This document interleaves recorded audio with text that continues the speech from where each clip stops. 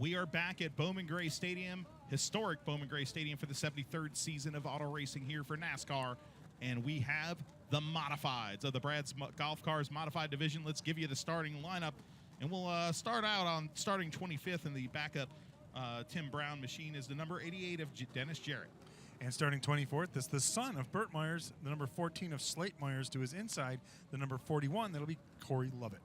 Starting 22nd, the number 77 from Jonesville, North Carolina, it's the lovely Susan Harwell. To the inside, the number 99 is the red car, and it's the beloved driver named Crab Smith. Starting 20th, the number 35, Greg the Butcher, will be starting 20th. Inside him will be Bussy Beavers in the 05.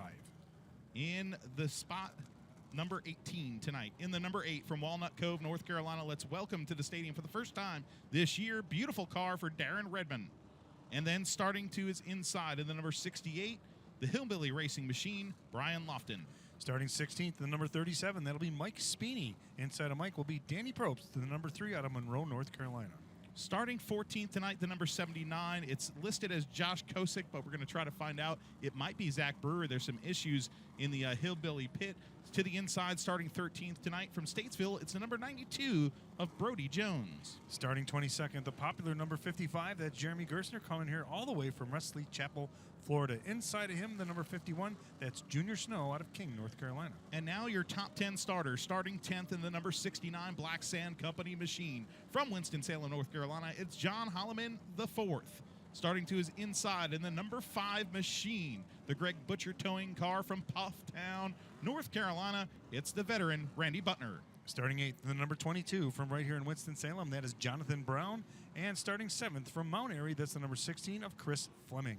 Starting 6th tonight, second place in points, the Q104.1 car of Winston-Salem, North Carolina's Brandon Ward. Starting 5th tonight, the number 83 from Tobaccoville, North Carolina, the 11-time Bowman Gray Stadium champion, the Jerry Hunt Supercenters, Hayes Jewelers Rocket, it's Tim Brown. Starting 4th, the number 65 out of Huntersville, North Carolina. He won the first race of the year. That's Danny Bond. Inside of Danny, the number 1, Burt Myers out of Walnut Cove, North Carolina.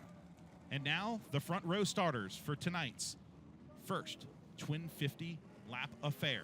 On the outside of the front row, in the Carolina Drilling, black number 4 from Walnut Cove, North Carolina, it's Jason Myers. And to the inside with a fast time tonight in qualifying, his 4th pole of the season, the Phoenix Clarence's Steakhouse, number 75, it's the great Lee Jeffries.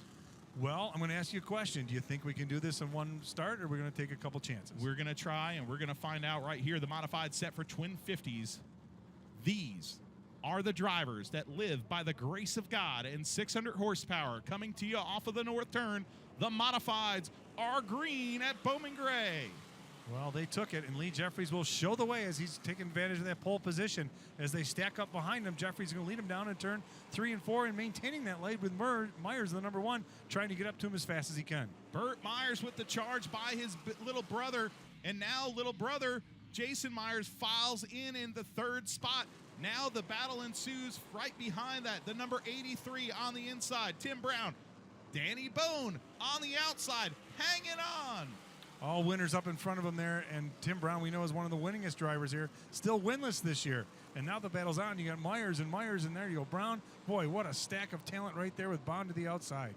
It's like a law firm right there. But look at Danny Bone, the 3rd-generation driver, the New Jersey native on the outside. And, a little contact between him and Tim Brown, your point leader. And now the point leader settles in behind Bone's car. And now he's got a bumper full of the guy who's chasing him in points. The Q104.1 car right there, Brandon Ward behind him. I'll tell you what, the action in this division never disappoints, and you're seeing it right now. Danny Bond now, he definitely took advantage of that contact with Brown as it got him a little loose. And now he'll fall in there so he can try to gain spots in front of him there as they go through turns 1 and 2. There's the Myers brothers, and there is Danny Bone in that 65 car. Beautiful red, gold, and black machine. Lee Jeffries at the point right now. Burt Myers runs 2nd. Jason Myers runs 3rd on the track. Then Danny Bone, Tim Brown, and Brandon Ward with Chris Fleming right behind him. 6 laps in the books. 50-lap feature for the Brad's Golf Cars Modifieds. And right now you see the middle of the pack action. You got Holloman in there and Snow, and those cars are very easy to spot the distinctive purple and black out there, and they're trying to make something go of it right there. But they are just single file, not really challenging for any positions right now. But they are stacked up all through there. And they're not even teammates. The cars look like they're teammates. I'll tell you what, they haven't raced like teammates. They got into it just a few weeks ago. A little bit of a tussle between the two of them so far this year. And then right behind them is that Wesley Chapel, Florida driver, the Flying Floridian. Leaders going around lap traffic right now. Hey, lap traffic slowing them right down. They all have to go to the outside of him. And that'll definitely slow up your momentum, your arc. You know, you hit your marks here at this track. It's so tight. And look at this. Lee Jeffries now. Burt Myers like, hey, buddy, hope you enjoyed that lead for 10 laps or 11 because I'm going to try to take it away from you here. And he's going to do everything he can. But Lee Jeffries says, nah, I'm going to hold on to this. I earned this lead. I got this pole. I'm definitely going to take this to the advantage. Lee Jeffries snapped a 36-race winless drought this year.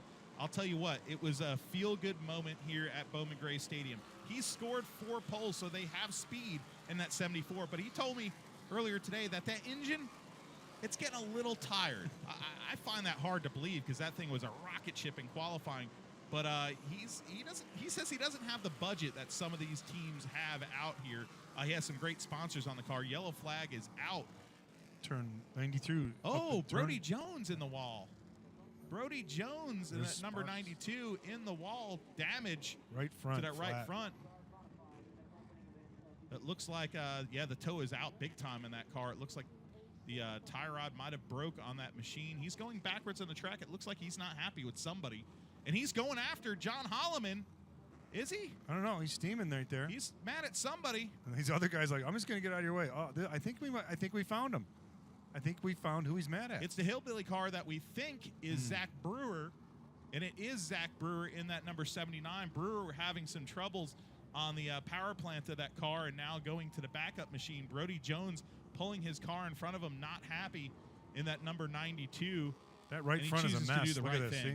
That right front's a mess on that car. See the tires coming right off the wheel. So if you're gonna just go to the pits, man. Well, get yourself fixed up. I give him some credit here because he knows he's not going to be able to return Pack. Right. I give him some credit here because he made himself clear that he wasn't happy with a competitor without doing it silly, without going out there and wrecking somebody and doing something crazy and getting on YouTube or the top 5 highlights on Flow Racing. That's kind of a classy, respectful way to. If you get dumped, you're going to tell somebody you're ticked off. But it's lap 14. It's okay. Well, he's done. Hang on. Lap 14. He might be able to put the tire back on that. And if he does, he can come back up. But he's got another race to go, another 50 lapper. Yeah. Got to think big picture, man. Well, he didn't wreck the guy in the caution, so he's making his voice heard, man. I got it. I don't blame him. All right. That's fine. I bet he's making his voice known to the crew when he gets back there. Fix this thing. He's like, damn it. Read some rest. Get me ready for that second 50 because I'm going to send that 79 to the moon. Yeah. Keeps it interesting, that's for sure. Oh, man, these modified races are great. But twin 50 lappers, this is my favorite, the twin 50s. The cone race. Here comes the cone. That's why. Here comes the cone. J.B. Cole bringing the cone and placing it on the front stretch. The leader chooses first. Yep. Then everybody else behind him gets to choose inside or outside of the cone. So this is interesting, folks. Burt Myers already declaring he is going to the top. He made the top work last week on lap number 82 to take the lead, to take the win from Tim Brown and continue his 26th race winless drought. And he told me in the pits afterwards, man, it was at lap 82? I'm like, yeah, why? He goes, man, I would have waited one more lap just to get it at lap 83 to beat 83. I'm like, come on, whatever. Dude. Yeah. Well, I applaud what Burt Myers did there because he knows he has a car stronger. Yes. He thinks he doesn't. Lee Jeffries, he's confident that he does. We're going to find out here in a minute. So they come out of turn 4 looking for that green flag. Green flag is back out. Burt Myers will settle down, and his spotter will clear him in front of his brother into second spot. As they go down the back straightaway, first and second are nose to tail, and third and fourth are side by side. Danny Bond, he is making that outside work tonight. Been absolutely impressive what he's been doing with that car. Danny Bone right there on the outside of the number 4 car. I'll tell you what, he has got some gusto on the outside. Look at that, Pac-Man. Well, and wait the a minute. 4 doesn't like it. He gets into him, trading Nerf bars here. Doesn't phase him. Does not phase him one bit. He's I'm going to hang on to third. Now you just made me mad. What car control by Danny Bone there? What car control? That's impressive. That's Very very impressive. Back up front, though, Lee Jeffries, though, and Burt Myers are trying to check out. And Burt gets to him going into the turns 1 and 3 in the apex of the turn. But Jeffries has more when he comes out. You said the motor was getting tired. Doesn't look too tired as he powers away from out of 4 and turn 2 all the time. Perfect time for a Flow Racing split screen here to see the battles that are ensuing surrounding both Myers brothers, because one is battling for the lead with Lee Jeffries. The other right now is on the back bumper of Danny Bone, and he doesn't want to mess with Danny Bone. Well, check he it out. got Danny Bone a little sideways there, and Danny Bone was probably not too happy with the driver, that number 4. Well, look who's entered the picture now on your right side of the screen. Here comes Tim Brown. Winless so far this year, and he is like, hey, look, I'm going to do everything I can to try to gain every point. Lee Jeffries hanging on to the lead in that number 75 car. Yeah, Brown is trying to make as much contact as he can with Myers in the number 4, as now they are watching that leaders up front. They are still doing exactly what they did every single lap so far. It's the same place contact, same place powers away. Lee Jeffries making the start tonight, surpassing Bowman Gray legend Charles Bubba Beck with 554 career starts. Moves into 10th place of all time. Great stat by Justin Mincy up here, the king of Bowman Gray stats. Statman Mincy. Wow, that's pretty impressive to see this driver. I mean, his father, Robert Jeffries, one of the all-time greats here at Bowman Gray Stadium, and was blessed in my early years at Bowman Gray to be able to watch him, too. Next time around, we will be halfway through as this 50-lapper. It's the first of 2 tonight, so remember, the action you're seeing now is going to set up what will happen later. Now, here we go. Your leader, Jeffries, coming up on lap traffic here real quick. And now you're going to figure out who does what as they go to the outside of this lap traffic. 25 laps to go, keeping it on the split screen right now, because here comes the number 83 on the right side of your screen, the fluorescent day glow machine, the Jerry Hunt Super Centers 83. That is the Tobaccoville driver, Tim Brown, your points leader. Your points leader right now, applying the pressure on the backside of Jason Myers, number 4. He is winless for 26 races. Last week, he was so mad when he lost the race late in the deal to Burt Myers that when he pulled in to behind the field house to his trailer, he threw his helmet. I mean, he is not happy. He's happy that he's in the points lead, but this guy is a racer, and he wants a checkered flag. Well, right now he's doing all the racing he can to try and get past Jason Myers, the number 4, but to no avail. There's Chris Fleming. Look at that. The Surrey Chemicals Jerry Hunt Super Center car, the number 16, just showing up in the picture. And I'll tell you what, a quiet night so far for the number 16. But he had speed earlier this morning in practice, and that number 16 looks to be pretty crafty here tonight as well. Of note is the fact that Tim Brown is the leader only by 6 points. 6 points over second place. Yellow flag flies. And we'll figure out where it's coming from and why they posted that out there. It's a mystery. No, the cars are still circling the track. I don't see anybody stopped on the track. Well, in the points, you said Tim Brown, 6 points over Brennan Ward, who sits 2 spots behind him on the racetrack right now. And Chris Fleming, who we were just talking about, the 16, as we look at possible debris on the racetrack for being the reason, but maybe it was a mirage. A mirage, I don't know. We're looking for it right now, but Chris Fleming sits 3rd in points. Jonathan Brown sits 4th in points, 45 markers back from Tim Brown. And interestingly enough, 5th place in points, tied right now, believe it or not, is Jason Myers and Burt Myers, who had a nightmare start to the season. Justin Mincy was telling me all year, he's still got a shot. He's still got a shot. I'm like, dude, you're insane. There's no way he still has a shot. Meanwhile, Burt Myers has been going out there the past few weeks, smoking them. And what do you know? He's 5th in points. And I still say, he doesn't have a shot. He doesn't have a shot. And Mincy's like, mathematically he does. But that's why Justin Mincy is smarter than us. I don't think he realistically has a shot because he's got to have like 3-4 guys go down, basically. But mathematically, Burt Myers is still in this in that number 1 car.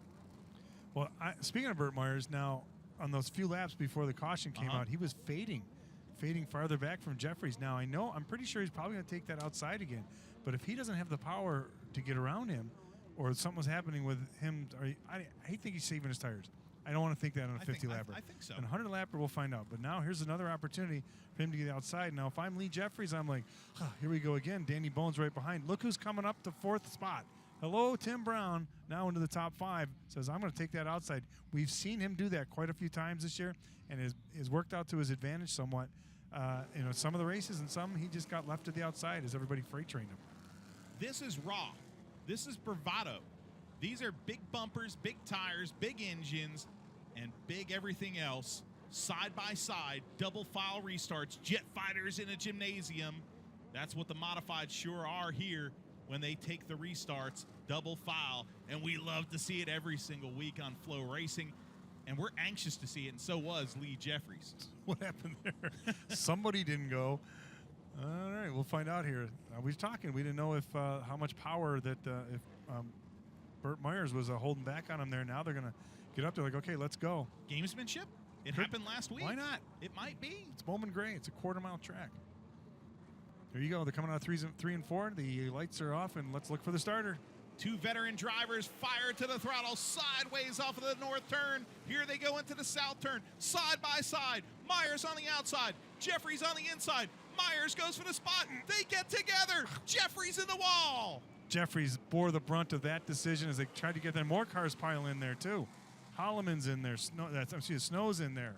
Probst is in there. Oh, what a chain of events that turned out to be. Mike Spini also, who is that red car? I think that's Darren Redmond, his first time at the stadium this year. And that beautiful number 8 machine has damage to it. Oh, boy, carnage right here. Boy, was that something else right there, because Burt Myers battled hard on the outside there. And the 75, when he came down, didn't want to give him the spot, Pac-Man. Lee Jeffries, what a bummer for him. He led past the halfway point, did a great job, clean job, and they just got together in there. And Burt Myers, it was just contact that was made. It was nothing, I want to say, I hate to use malicious but intentional, but, it's a tight track and you're going to have that. But that's exactly what took place. As we go to the replay here, we'll see exactly how this unfolded. You see him battling hard on the outside. Now he comes down. He's got the position. But, yeah, he comes down across the nose of Lee Jeffries and just hits that, makes contact to that right front tire. And in a modified, when you make contact at that specific time to that tire, that can knock the wheel out of your hand and really damage that right front. Watch right there as he comes down. Yep, rear bumper to the, it looked like to the right front of the 75 car. They might have got connected there, and then Jeffries gets on the binders big time to prevent him. He didn't really go in there really hard, but just enough to maybe screw up that right front. But here comes the tow truck. We're going to see come pick him up and take him in there. What a shame after having such a strong run here in the beginning. Yeah, that is a bad way to end the night, obviously, for the driver of the number 75 as he inspects the damage on his Phoenix Clarence's Steakhouse number 75. Such an up and down season for this great veteran of the Bowman Gray Stadium modified wars here, and he's scratching his head right now, wondering what just happened. He's got another 50 lapper if they can get the right front of that 75 all fixed up.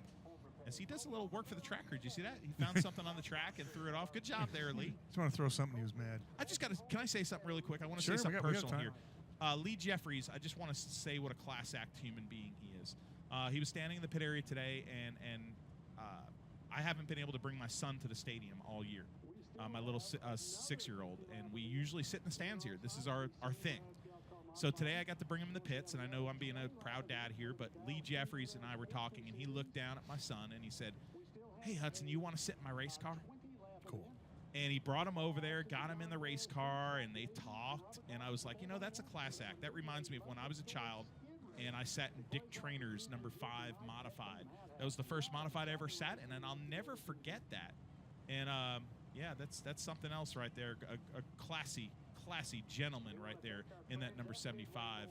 He does have a backup car just in case the 77 of Susan Harwell, in case he can't get that 75 fixed. So and there's Darren Redmond. That beautiful race car. First time it's been here at Bowman Gray Stadium. Sad to see that thing. But hey, it's being towed by my favorite tow truck. There's Old Blue. What a great memory to have. Your first time here and you go off on the tow truck. Yeah. But, you're going to have that. I mean, this track is so tight. We've seen each and every week, and this is years and years it's been going on. Yep. I mean, since 1949, we've raced here, and the wars, hey, it happens. That's just part of racing here at Bowman Gray Stadium. And, it just reminds me, I love to talk about history. And since it's August 13th, let's go way back in the history machine. I'd say to the first year of racing at Bowman Gray Stadium, 1949. There was an ad in the newspapers 73 years ago, that promoted Bill France's twin bill of racing to come see, quote, the nation's leading drivers, and the added attraction of a 25-lap sportsman race for amateur drivers. August 13th, 1949. You're looking at the 79 car being towed off 73 years later. In the main event that night, Tim Flock took the checkered flag at Bowman Gray. It was his third win of the 49 season. He closed out the year in September. They ended the season in September with a win to become the first ever champion at historic Bowman Gray Stadium. The youngest of the Flock brothers had a very up and down filled year that year. That was filled with those 4 wins, but also near tragedy. He actually, 2 weeks later, in a daring last lap attempt to pass for third by Pap White, struck chief starter Alvin Hawkins, sending him to the hospital. You know the Hawkins family. They still run this racetrack to this day. Big Bill France and Alvin Hawkins started this place, and man, he almost took out Alvin Hawkins. It was great to see him recover, but even greater, the France family tree has grown. The Hawkins family tree has grown, and for those 2 families, we have them and that family tree to thank for what we're seeing on Flow Racing, NASCAR Roots Racing tonight. Now, Tim Flock, did he have Flacco Jocko with him in any of those wins, or not that year? He did. Flacco Jocko did win 1 race before, but not here at Bowman Gray. He did not compete here at Bowman Gray. But hey, no monkeying around anymore. The cone was just out, and Danny Bone sends it to the top to challenge Burt Myers. Oh boy, the heavyweights are up there because the 83, your points leader, is in 3rd position. Get on your feet like the fans are right now, because it's green flag time. 32 laps into the 50-lap affair. Trouble on the restart, but side by side your leaders. The 4 is in the infield grass. Jason Myers taking out some cones. 2 so far. He's got 2 with him. The yellow flag is out. He has 1 on each side. He has 1 on each side, I think. No, he's got 1 on the right side. Trouble for your 5th place points man, the Carolina Drilling Myers Brothers Racing, number 4, to the infield grass. Nice. Does he still have it in there? It's still there. There it is. Oh, wait a minute. I think he's a little upset about something. Uh-oh. I wonder who got into him. I don't know. I think it was on the start there. Jonathan Brown, 4th place points man, is to the pits already in that number 22 machine, just to give you an update there as well. The number 4, is he going to the pit area? No, I think he just want to say hi to Tim Brown. Oh. Hey. Did he get a little bit of contact from Tim Brown? They're going to stop him. Here we go. Let's find out. Here's a Flow Racing replay. Let's take a look as they get jammed up here in the restart. He's behind Tim Brown. They fire, and the 16 kind of, makes contact with him there. I don't know if he came down, but it's a definite contact between the 4 and the 16 of Chris Fleming. Yeah, 3 cones, man. We've miscounted. Thanks, Mark Keeler in the truck, for being the master of cones tonight. Wow, he just killed them. Good job counting. They were minding their own business. He just myrtleized them. Myrtleized them. I just love the myrtleizing thing. It is. Randy Smith right now throwing the 1 and the 2 up because we're doubling them up here. JB Cole guarding that cone right now. Oh, look at that stance guarding the cone. Danny Bone to the top. Now, Danny Bone has been racing really strong to the outside, so for him to go to the outside, that is a good move. And you said it before that the 1 you think might have just been fading a little bit, so this might be opportune here, 33 laps into this 50-lap affair, for that New Jersey guy that cut his teeth at Wall Stadium to see if he could muscle his way, the former champion of this division. Let's see what he could do on the outside of Burt Myers. I like Tim Brown right there, too. Keep an eye on all that. Green flag is back out. Let's see what he's got on the outside. 2 bull ring ballers going at it into turn 1 and 2.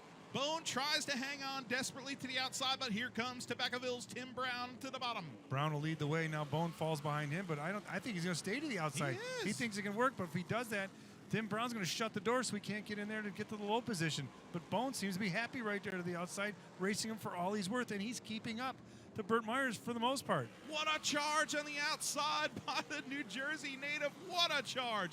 Unbelievable piece of driving by Danny Bone, trying so hard. Now he goes to the inside and to the back bumper of Burt Myers. So if he can get him on the outside like that, he knows if he gets to the inside, he can probably take him over here. Now it's 36 laps in the books here with 14 to go.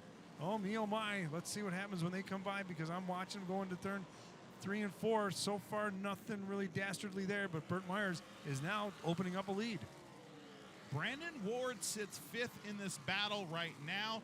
That car just doesn't look to have what it takes tonight, and he needs to finish in front of that orange car you see on your screen there of Tim Brown to try to get that championship. Tim Brown winless so far this season, but could be on the way to his unprecedented 12th modified division championship. Well, if he has another race after this, if he, depending how the inversion goes, so we're going to see how that goes. But right now, they're just worried about what they're doing here on the track, and Burt Myers has about a 5-car length now lead over Danny Bone, and Bone now has a rear view mirror full of Tim Brown, and the number 16 coming up in there as well, Chris Fleming. 10 laps to go for the Brad's Golf Cars Modified Division. Burt Myers is your leader. Danny Bone is second. Tim Brown in third. The showstopper, Chris Fleming in that number 16, sits fourth. 5th place is Brandon Ward. And still single file. No one's really knocking on the back end of anybody yet to try to take a position away. I don't think they can get to him now because now they're all the laps they have on these tires. They know that they need to start on the second 50-lapper on these same tires. So you have to think about that big picture for the second part of the night here for these modifieds. Looking at the Flow Racing split screen right now, you see Jason Myers on the right screen trying to get back up through the field. He's on the back bumper of Junior Snow's number 51 Phoenix Modified. What a testament to him and his determination to pick up those positions he lost. He is he's determined. wearing out that back bumper of Junior Snow's car. You see the back bumper's all pushed up there. Oh, boy. It's a little mushed up, yeah. Knock, knock. Who's there? It's Jason Myers. Not enough there. Boy, that whole back bumper is up there pretty good. So they have little repairs to make between, and we're going to have to find that out. But look at Myers once again trying to get to him. Right there he does, but he can't get by him. 5 laps to go for your leader, Burt Myers. Right. Oh, the 4 gets into him. Junior Snow, what a save by the Snowman. Just trying to unnerve him and move him out of the way. But right now, you're on the left side of the screen there. No competition right there. They're pretty much settled in. As we come down, it'll be 5 to go. Or, excuse me, 3 to go this time by. See if Myers can get him in the number 4 here. Gets up to the back of Snow. Nothing this time. Oh, he gives him another shot coming off the turn. Junior Snow has got a handful right now, and he's trying to protect that bottom. Great to use his split screen on Flow Racing. You got to love it as you see your leader right now coming around the number 1 of Burt Myers, uncontested right now. But Junior Snow, he sure ain't uncontested. He's going to use that lap traffic to his advantage to try to see if he can gain something right there as they go through the turns 1 and 2. And he gets a little bit on him, but not enough for Myers. He'll be right back. One lap to go. White flag's in the air. White flag is out for the white number 1 PSR chassis. The number 1 is number 1. 2 weeks in a row. 88 is great. Win number 88 for Burt Myers. Wow. Burt Myers is putting on a clinic as of recent going into this race since he started running that brand new PSR car. 7 races. He's averaged 4th place. Now, his 4th win of the 2022 season. 3 wins in this brand new race car. All the naysayers that said last week the tire codes didn't match. There was an inspection process. People said they were shut out of it. People said there was some tomfoolery going on. The bottom line is they said the codes matched. Well, they put it through the paces. They locked down the inspection area. Yep. They did exactly what they said they were going to do, and everything matched up. So, end of story. Sorry, that's the way it goes.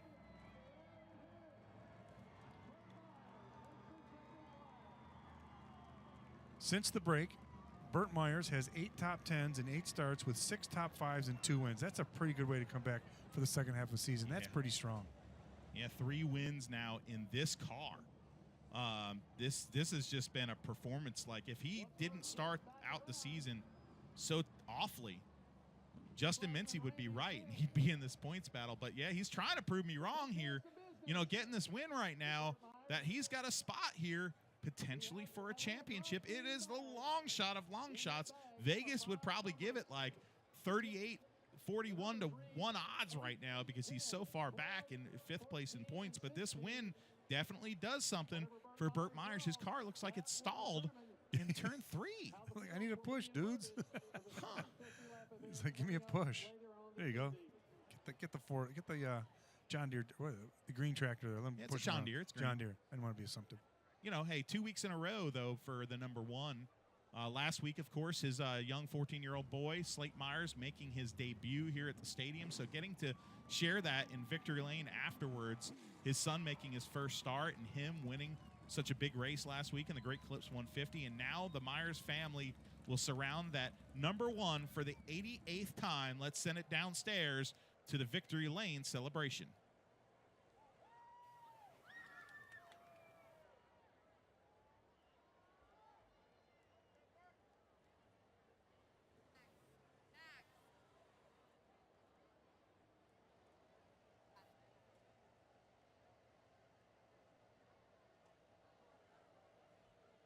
Burt getting unbuckled.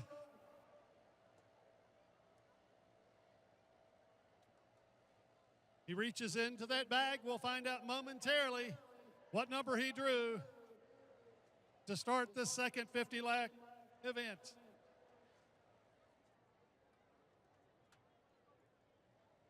He is wearing a big, big grin on that face. He drew number 12. That's where he'll start for the second 50-lap event for the Browns Golf Car Modifies. Burt Myers. Burt, your fourth win of the season, 88 of your modified career. You said you were having fun. I could tell it in your expression, buddy. How about that? I'm telling you what, Phil, this thing is a rocket ship. I've had the most fun the last 4 weeks and I've had in a long time. No stress, no worry. Just come out here and enjoy driving a heck of a race car with the support of this team, this family, these sponsors, Haviland Express, PSR, my man Tommy at CitraSafe, Mary Grace, Backyard Leisure, Bubba Speed Shop, best carburetors in town, baby. I tell you what, man, this is awesome. How many's that 83 got? How many's he got? Well, he has none this year. You drew 12th. You drew 12th.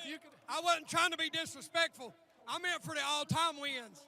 I don't care what he does this year. I'm going for the all-time. He's got 94, but we're talking about your 88 right now. Burt, let's make your way over to the Carolina Wood Floors Winner's Circle to pick up some hardware. Burt Myers picks up his fourth win of the season, 88th of his modified career. Wow, Burt Myers right there. A little jab, but he said it wasn't. It sure sounded like it. But the modified twin is over. We're going to have a sportsman race number 2 set for you. Let's go to break real quick. We'll be back with a lot more racing on Flow. Winston-Salem, North Carolina is a city with a rich history of reinventing itself. Here you can wine and dine back in time, or raise a glass to the future. Witness history in the making, or savor the present moment. That's why you'll love visiting Winston-Salem. Our past is present, our future is bright, and our city is yours to explore. Look forward. Travel back to Winston-Salem.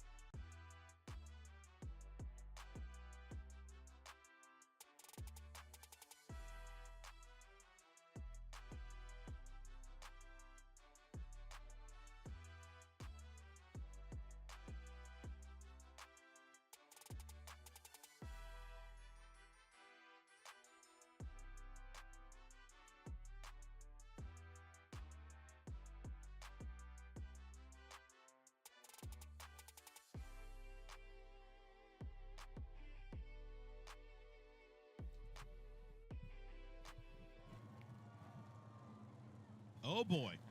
The Sportsman cars, what's left of them, have rejoined the field, and twin races, so all the paybacks could happen right now. Folks, buckle up, Buttercup. This is going to be a good one. Let's give you the starting lineup, starting from the back to the front. Starting 17th, that'll be the 03 of Sterling Clemens out of Winston-Salem, North Carolina. Starting 16th, the number 66, that'll be Kirk Sheets. Michael Adams was very active in the first feature here tonight. The Sportsman, he's in the number 19, starting 15th. Starting 14th tonight in the 06 U.S. Unlimited Services Machine, it's Chase Lewis. Starting to his inside, we talked about those wings because, boy, I'm hungry. Braden Mills in the East Coast Wings, number 54. In 12th, the number 7 of Connor Branch out of Louisville, North Carolina. To the inside of Connor, out of Winston-Salem as well, that is Casey Kepley Jr. in the number 8. And, folks, let's give you this next row. Oh, yeah. Because it's an interesting one. Starting 10th, the number 2, Amber Lynn. Starting to her inside, the number 55 Scarlett's Performance Machine. These two drivers showed they can't stand each other, and they're side by side at Zach Orr in the number 55. And the 07 starting 8th, that'll be Riley Neal. He won your first feature tonight, all of 14 years old. And to his inside, the number 31 of Chase Robertson out of Winston-Salem. Zach Orr, I believe, has not hit the track yet. Let's keep an eye on that. Starting 6th, the number 81, Zach Clifton. Starting 5th in the Smex, number 22, it's Wesley Thompson. Starting 4th out of Walkerton, North Carolina, your points leader, that's Tiger Tommy Neal and the number 21. To his inside, out of Thomasville, North Carolina, that is the number 38 of Mitch Gales. And now your front row starters. Here in the Sportsman Twin feature, the number 92 of Kyle Southern is slated to start from the pole, but I don't believe he has hit the racetrack. So Justin Taylor, the number 12 from King, North Carolina, I think that will slide up. Mitch Gales, yep, it will. The black and silver car will start on the point. That brand new race car in 2022 for Mitch Gales. We'll see if he can bring that car. Accelerated dynamics on the hood of that number 38. And let's see if he can accelerate to the win. How many times did it take us last time? Three initial starts? Yeah, it was 3. Something like that. Yeah, it was 3, so we'll it's find out. a little slimmer field, and I don't see the 55. You know, you got to think big picture. He didn't make the call. Big picture. He didn't make the call. Yeah. You're right there. He wrecked himself trying to wreck Amber Lynn, and now he's not in the second feature. Here we go. Sportsman race number 2. Still the greatest show around a football field, and we're green. Justin Taylor from the outside. That car is torn up, but now it's in the lead. And there, Mitch Gales, he's bearing the brunt of the guys who are faster behind him. But Tiger Tommy Neal goes to the outside, and he'll try to take that. Oh, a little humping and bumping there, no big deal. They keep him going in the right direction. No caution comes out there. Nobody spins around. Always good to see. Now look at Neal, your leader. He is now right there in second position already. Your points leader is in second, but right behind him, Gales going backwards. Zach Clifton in that number 81 hits the third spot, but side by side is the 22 and the 07 of Riley Neal into the south turn. Riley Neal, who won the first feature tonight, he is caught to the outside, sliding all over that as he goes through turns 3 and 4. You'll watch him right here, and he is going to see, look, gets a little sideways there. Yeah, not enough. He's got to fall in that low line so we can get some positions back there, or at least get a good line around there as he's sparking there in 3 and 4. That car is bouncing all over the place, not just bumps in the front. I'm thinking there's bumps in the back of that thing. That thing is going like AWOL around this place, but sure is fast. And Chase Robertson trying to keep him to the outside as best as he can. On the left side of your screen now, here comes the number 81, Zach Clifton. He was a factor before, didn't really get up front, but right now he's trying to find Tommy Neal a way to get around him as they come out of turn number 4. Perfect time for your Flow Racing split screen. On the left, you see the leaders. You see the second place battle. And on the right, you see some of the other action. Chase Robertson in the number 31 on the right of your screen battling the 07 of Riley Neal. Riley Neal gets into the backside of him. And there's Amber Lynn behind those two on the right side of the screen, trying to gain a position around them as well, trying to make up for what she lost in the first race with the bad finish there. Battle is on for second place. Tiger Tommy Neal trying to protect the low side. The 81 of Zach Clifton, hoodless, all over the backside of that number 21 machine. Hoods are for decorations only here. Yeah. But that's Neal's trying to hold neither of them have a hood on there. Or sponsors. I mean, Roby Decking is on the side of that car. Perfect. But the hood, both cars with no hood. Yeah, that's all right. Yeah. So here goes. Now here's he's the got move. the spot. He's got the spot. He's to the bottom. Here comes Zach Clifton going for second place. Tommy Neal left the hole open, and Zach Clifton, he filled it. He did right away. He took advantage of the opening that he gave him. That's what we talked about. Now, Zach Clifton, we said earlier, he's been a factor, but he wasn't like up front. Now here's a chance for him to shine and maybe get up to the front there with Justin Taylor and that beat up number 12, but who cares? As long as it goes fast and forward, you're all set. Right now, Justin Taylor is in the lead, 10 laps on the board, halfway in this affair, and he doesn't want to see a caution. I'll tell you that for sure. Mitch Gales holding strong in fourth place in that number 38 car. Wesley Thompson behind him in fifth, and wow, I said it, I jinxed it. Yellow flag is out. Way to go, Matthew. Oh, I'm not going to be on the Justin Taylor Donkey Strong fan club now, man. You'll be all right. They're going to hate on me. All right, so this gives Zach Clifton a chance to get up to the front if he can get something to pass Justin Taylor. Justin Taylor has that car that we saw is a little beat up on the right-hand side, not affecting his handling or his power whatsoever. This should make for a really good restart. Is that Squeak? Is that Squeak on the car? Look at him. Look at him go, man. Qualifying. Come on, Squeak. Squeak is sending it. He's just sending it. Where's he sending it to I don't pick know. up what? He's looking for something. Old Squeak is motoring. Yeah, I mean, I'll tell you what, he might be a top 38 qualifying lap right there in that thing. Could he go for stadium stock, you think? No. Look He's at on the radio, do you man. know why he has to go fast? Because Midway Mobile Storage, they have to get their flag so they can get it out, get it in the wind there. Pulls it into the infield grass right now. Oh, Says, changing- hey, oh, it's it was handling a swap fine. out. All Maybe right. it's one of those old NASCAR team races. Remember that they'd I have your remember Rex those. White was telling me once about it, how you would drive 100 laps or whatever, and you pull in and you tap the other car, and your team car would then go out and race. It's like a tag team. Yeah. Just we need one more race like that in the record books here. Why not, man? I think it's kind of cool. That is cool. But hey, don't forget, we end this night with skid plate racing. Sponsored by Mobile, the Ta-da. mini mobile storage. They got their coverage. They got their coverage there. They're good. All right, so we're still trying to sort things out here. Did I get it wrong? Did I get Midway Mobile Storage? Not Mini. Sorry, Midway Mobile Storage. I respect you too much to get your name wrong. That was Matthew. Matthew Dillner said that. Don't worry. Yeah, Not I've got to Tim- get a not storage. Tim Packman, I need Matthew. a storage unit, so I don't know if I want to drive all the way up here, but if my wife kicks me out, maybe I'll be sleeping in It's the been done front row before. of the stadium. Been- What, my wife? She hasn't kicked me out yet. No, I mean not you, just in general. She's not that smart. Well, keep bringing it up. She might start thinking about it. Don't give her the window there, buddy. Second of the Twin 20s for the McDowell Heating and Air Sportsman Division. We still have a street stock race for you. And remember, another 50 lapper for the Brad's Golf Cars Modified Division. And then the Midway Mobile Storage Skid Plate Race. Just keep sticking. The wheels are coming off. All right, here we go. The pace vehicle is off. The lights are off and is now coming down as they come out of turn 4. Here you go. Your leader, Taylor, has no competition right now from Zach Clifton. As we go into turns 1 and 2, let's see. Gives a bump there. Tiger Tommy Neal in the 21, waiting to see what's going to happen in front of them. Here they go into turn 3. Let's see what happens as they exit turn 4. Donkey Strong without the right front fender. That thing was tore up in race number 1. He's in the lead. Looking back further right now, Mitch Gales holding off the 22 of Wesley Thompson. Chase Robertson behind him and Riley Neal. And there comes Amber Lynn into the picture in the number 2 car. She was the winner last week, but then was disqualified and lost both of her finishes in the Twins. Boy, they are stacked up right there for those positions. It's nose to tail as they go through the turns, but no one's really getting anybody out of the way. Mitch Gales, though, in the 38, he seems to be the one they're trying to get by because I don't want to say he's holding him up, but He is. no one's really getting by him. If they did, I wonder if we'd have a different look to the race here. The cars gonna behind him are faster. and no one's So- going to step to the outside. Yeah, that's the thing. Because if Wesley Thompson goes to the outside right now, it could prove disastrous. 5 laps to go for your leader, Justin Taylor. But right now, Mitch Gales, here comes the 22. He hopped to the outside, like you said. And guess what? Chase Robertson takes advantage, moves the Jerry Hunt Supercenter number 31 to his inside. Mitch Gales, all smiles, looking in his rear view at those 2 cars side by side. And Riley Neal's going to try to follow right there. Robertson in the 31, keep Thompson to the outside.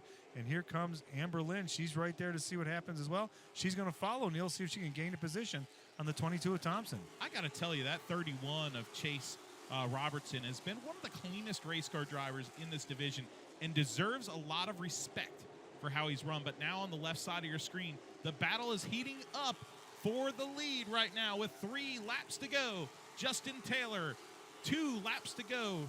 Justin Taylor has the lead. Zach Clifton is in second. Clifton keeps trying to get to the back end there somewhere in the apex of the turns, but he doesn't seem to do it. And Taylor has enough to motor off away from him as they come out of turns 2 and 4, and that's the secret you want to get here. But now Clifton looks like he's going to go right up there, right up behind him as they go into turn 3 and 4. One more chance, and Taylor slows down. The bumpers applied, but no. Donkey strong all the way to the win. Justin Taylor flexes. Win number 8 in the career of the young race car driver in the sportsman division. And see his fellow competitors coming up, giving him a thumbs up, which is always nice to see, and I always like to see that. And this feature was a lot quieter than the other one.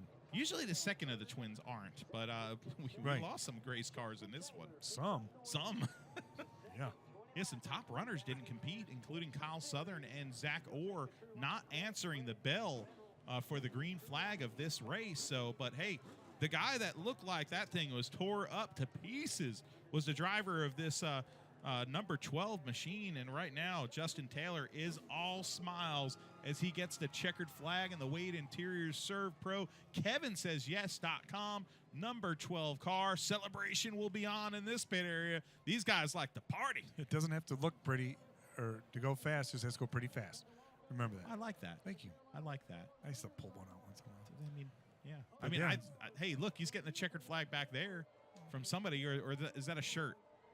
Oh, he's going to do his climb out. He does this because he loves that section right there. Okay, that's his fan club. Justin Taylor coming out on turn number 2 to the fans in section 9, 10, and 11, giving you the bow. In front of John Barrow. Yes. Offices. There you go. Yes. The sponsor of the Street Stock Division. That's cool he does that. His fan club up there. Yeah, I love it. You know, friends and family here supporting him as he is a champion here at Bowman Gray Stadium and now an 8-time winner. 3rd win of the season this for Justin Taylor. And what a win for this colorful character. If you've never spent some time with Justin Taylor, he's got a little bit of energy. And he's got just a skosh of personality. He stops to get his big flag that he always brings out here. So with that win, Justin Taylor gets career number 10 trip to victory lane, and which ties him with John Paul Linville and Whitey Norman on that list there. Wow. I forgot about his 2 street stock wins. That's right. Good job, Justin Mincy, right there. But now pulling in, this is going to be a popular celebration and a wild one. It'll be even wilder in the pits. Let's go down to victory lane and check this one out.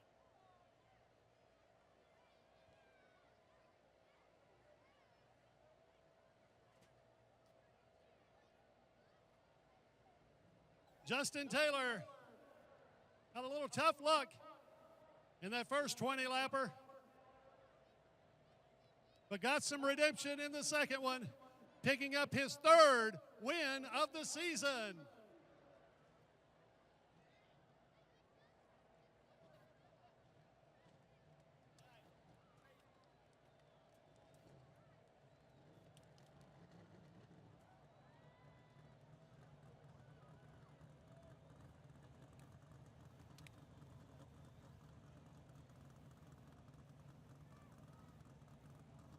Getting a cold drink of water. Here he comes, ladies and gentlemen. Justin Taylor picking up the win.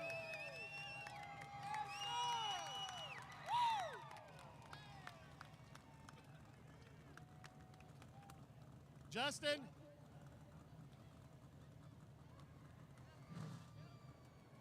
A little tough going in that first 20-lapper, but you got some redemption. Picked up your 3rd win of the season. Congratulations, Justin. Thank you. I knew when we took the green right there with the 81 and the 21, that close to us, it was going to be hard, and I was going to have to beat the 38. I was hoping the 38 could hang them out because they got good race cars, and I just wanted to get as far away as possible, but I guess Gray wanted a good race right there and throw the caution for no reason. But, hey, it don't matter because guess who's still in victory lane? Hey, Greg Garrison, thank you, baby. I do want to thank. Let's go, Brandon. Oh, okay. Anyways, KevinSaysYes.com. Kevin Powell, I love you. Jughead, Growler, and Pints, U.S. Unlimited Services. Jeff Burton's Used Cars, Surf Pro, Winston, Wade Interiors. He got sick after the first race because he breathed all the exhaust fumes right there, but hey, he stuck it out, and he's out here again. Taylor Enterprise, and this is the first one with my uncle being here. Thank you, baby. Justin Taylor, ladies and gentlemen. Justin, let's make your way over to the Carolina Wood Floors Winter Circle to pick up some hardware. I'll tell you what, I told you he was entertaining. Doesn't lack for energy, does it? Doesn't lack for energy. Doesn't lack for passion. And you know what else doesn't lack for passion? What? Another twin race. The Brad's Golf Cars NASCAR Modified 600 horsepower beast are next for their second race on Flow Racing. Stay tuned. Winston-Salem, North Carolina is a city with a rich history of reinventing itself. Here you can wine and dine back in time, or raise a glass to the future. Witness history in the making, or savor the present moment. That's why you'll love visiting Winston-Salem.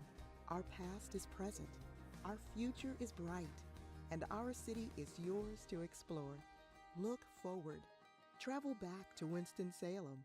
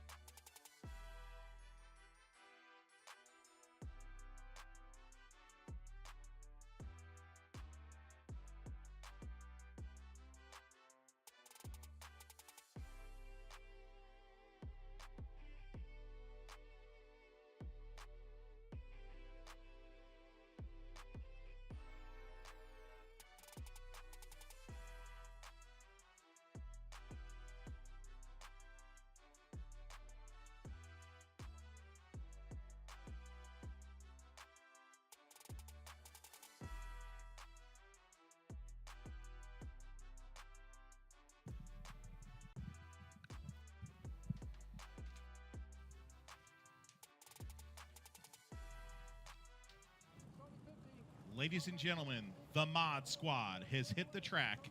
Here we go for the 600 horsepower machines of NASCAR. Let's give you the starting lineup for race number 2, the Twin 50s. There are 25 entries in this race, which should make it absolutely awesome. And starting 25th is the number 88.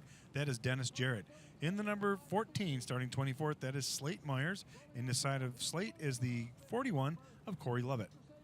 Starting 22nd from Clemens, North Carolina, the number 68 of Brian Lofton to his inside. The number 77 from Jonesville, the lovely Susan Harwell. Starting 20th, the 05, that's Bussy Beavers. Inside of him, the number 35, that's Greg the Butcher. Starting 18th, if he can make the call, and I think he has, the number 92 of Brody Jones, and to his inside slated to start. The number 8 from Walnut Cove, it's Darren Redmond. In the number 75, started pole last time, is now starting 16th. That is number 75, Lee Jeffries. To the inside, the 79. They say Josh Kosick is in the car, and he is in the car. We've just confirmed it. I think you're right. I think it is Zach Brewer. Zach Brewer's in the car. North Okay, we just want to make sure. So we're going to go with Zach Brewer, the team car, because his car kind of blew up in practice. Yeah, and it is good to see Lee Jeffries, by the way. You announced him making the call after that crash in the first race. Starting 14th tonight, the number 99 of Crab Smith. And starting to his inside of the number 37 machine, it's Mike Speeney. Now, he won the race before. They drew 12 as the redraw. Now he goes back to that 12th position from Walnut Cove, North Carolina. That's the number 1 of Burt Myers. Inside of him, out of Huntersville, the number 65 of Danny Bone. Starting 10th tonight, your point leader in the number 83 from Tobaccoville, the Hayes Jewelers Jerry Hunt Supercenter machine, your 11-time Bowman Gray Stadium Trek champion. It's the Rocket Tim Brown. Starting to his inside, they call him the Showstopper. In the Surrey Chemicals Jerry Hunt Supercenter number 16 from Mount Airy, it's Chris Fleming. Starting in the 8th position, he is second in points behind Tim Brown, who's starting directly behind him. That's the 04 out of Winston-Salem. That's Brandon Ward. Inside of him, the number 69, John Holloman IV, also out of Winston-Salem. From Superman, to the Snowman. Starting 6th in the number 51 Phoenix car from King, North Carolina, it's Junior Snow. Starting 5th tonight to his inside, the Carolina Drilling number 4 from Walnut Cove, it's Jason Myers. And hauling all the way from Wesley Chapel, Florida, each and every week, the number 55, Jeremy Gerstner will start 4th. Inside him, out of North Carolina as well. Say it. No, say it. Puff, come on, say it. Say it. Say it. Pufftown. You got it right. Pufftown. Second last. Ladies and gentlemen, heck with the lineup. Pufftown Mafia. Second last race of the year. That'll be Randy Butner. Hey, out that's of okay. Pufftown. My first time, I was like, Town. There's like 8 F's in this hometown name. Like, where did? I mean, come on, man. Enough F's. Who's on the front row, my friend? Oh, let's give you the front row. Should we? Yeah, we should. You see that number 3 car? He starts on the outside of the front row. From Monroe, North Carolina, it's Danny Probst. Starting on the pole tonight in the number 22 car. This guy knows how to win at Bowman Gray Stadium. It's John Boy, the number 22 of Jonathan Brown. Well, I'll tell you what, after watching that first 50-lapper, this one should not disappoint at all because now they don't have another feature after this one to run against, so they know everything I'm going to get tonight, I have to get in this race right here. The pole sitter sponsored by 2 bars. Will he be celebrating in one of them tonight? We'll find out. These are the drivers that live by the grace of God and 600 horsepower coming to you off the north turn. It's the Modifieds, Twin 50, number 2. Look at that jump out there by the number 22 of Jonathan Brown. He wasted no time to try to get away from everybody, but no go because here comes the number 5 of Randy Butner trying to chase him down already, and we're side by side going down the front straightaway. Probst is in trouble on that outside, and he's going backwards quick, and the guy stuck behind him right now is the Flying Floridian. Oh, speaking of the Flying Floridian, he flies into the wall. Trouble for the number 55. Jeremy Gerstner gets into a tangle. Heavy damage on the right side of that machine, and now the left side of the Jerry Hunt Supercenter 55. The replay will probably show that he was trying to get down low, and he didn't give enough room, and as a result, he made contact, and that put him up into the right side there. So unfortunate for Jeremy there. And the number speedy 3 damage too. Yeah, number 3 of Probst, he is spun around there. He'll get that pointed in the right direction. Wow, Speeney showering the track in sparks in the north and the south turn right now. Damage also to Junior Snow's 51 skid plate race. Looks like.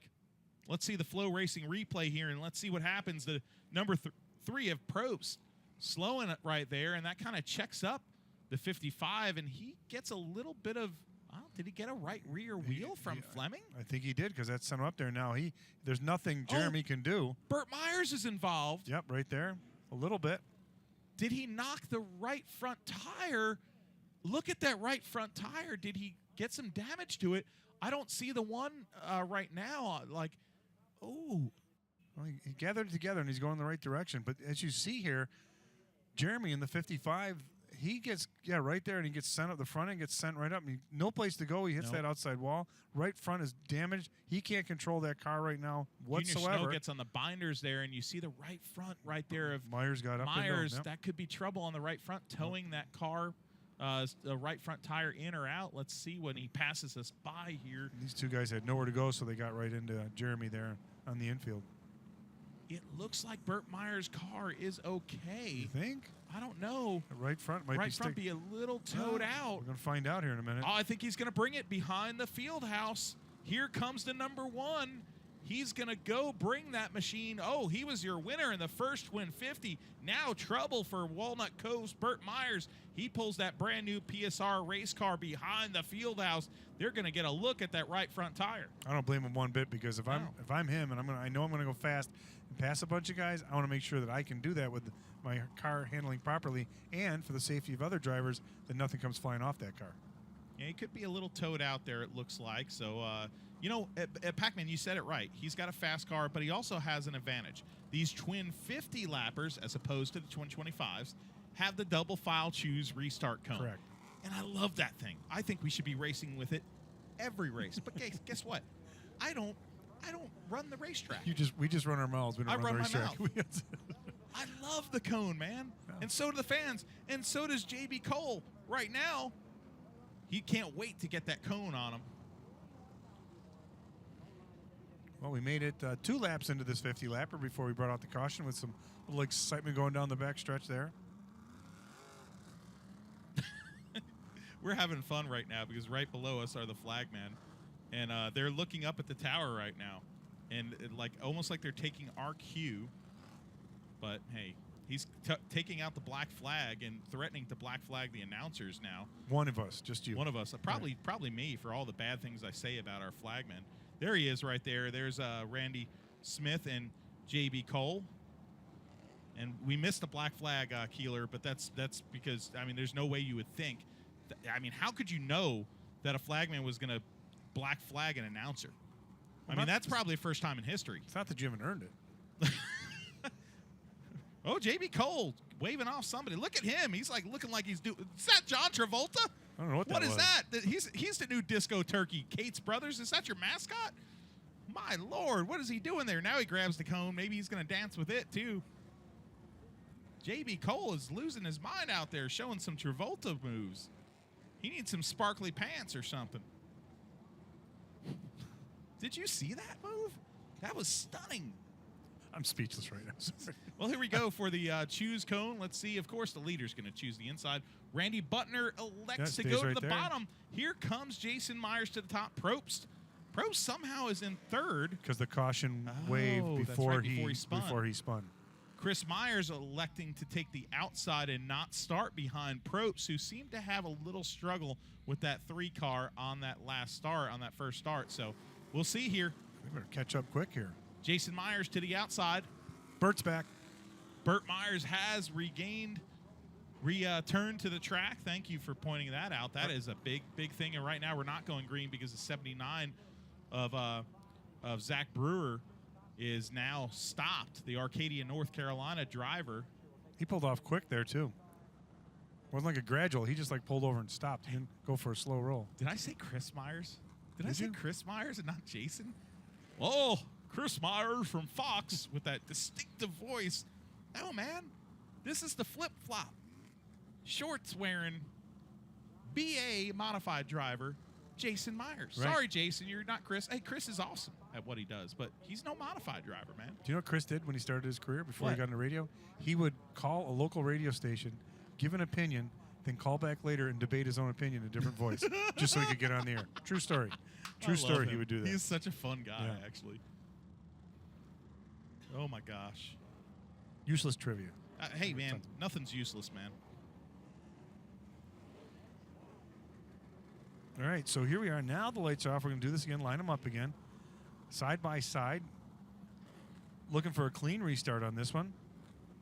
The initial start was good. That was always good to see. Yeah. So Jonathan Brown is going to try to hold off.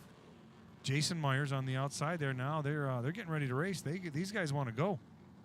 Yeah, we're going to have come to a restart with a whopping 2 laps on the board so far. So we basically have a whole 50-lapper, well, 48 if you want to be technical. Green flag is out.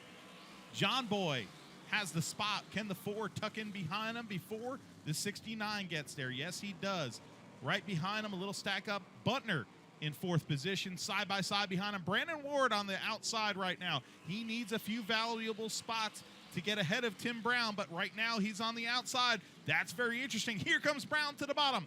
1, 2 in points, side by side down the backstretch. Yep, Fleming kept Ward to the outside, and that gave an opportunity for Tim Brown to get up in there. Ward now falling back 1, 2 positions as he falls in behind there on the fast side around Bowman Gray Stadium to the low side.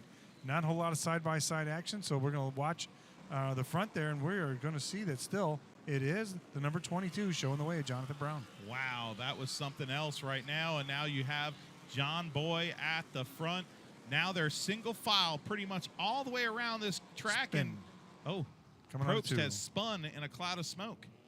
Yep, right there coming out of 2. I don't know if he had a little help or he did it all by himself, but he's going again. They're going to have to get over there and see if they got any grass and dirt up on the track. So we're at lap number 6 there. So we tripled our amount of laps. Oh, wow. That's a good job there, modified division. Thank gosh. By this point, we'll get done. Don't say. And I'm just kidding. I'm just kidding. It's just been a slow start to this Twin 50. Flow Racing Replay. Let's check it out. I'm sure it's going to motor on here. There's Danny Probst, and somebody gets into the backside of Probst. That started going into turn number 2, excuse me, and I think then it was a white car that got into the back of him. as they're coming out of 1 into 2 in the apex right there, he's already sideways right about there, and he just finishes it off. Yep, right there coming out of turn 2, and he turns it around. No worse for wear, though. He's ready to go racing. It was Junior Snow, I think. Wow.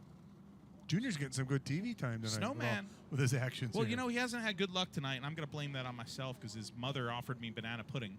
And the last time he had banana pudding, I had banana pudding from her. He won, and I refused to have it tonight because I'm too shaky. How long are your arms? I should have how sent long it are to your the arms? truck. What? How long are your arms? Not long enough. Because that was a hell of a reach for nothing.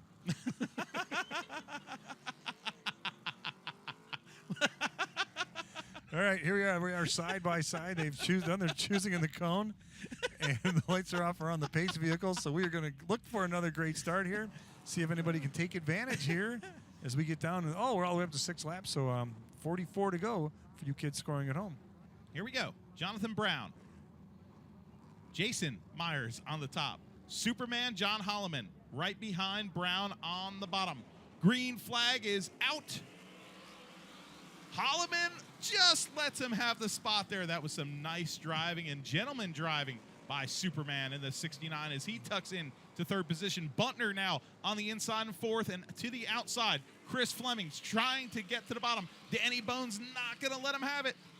Now, here you go. There's Tim Brown. He finally gets to the bottom. Look who's right behind him. Second in points to him is Brandon Ward. Now Tim Brown's going to look to make the moves. Get by Fleming there. He backs way off and gets it wound up again and gives him a little wrap as we have a car slowing. But they are still going in the right direction here. But the yellow flag has come out again. Wow. All the way up to 8 laps there. That was something else back there. I'll tell you what. I was watching that, and that looked like Coney Island bumper cars back there, man. We're doing it was just like, yep.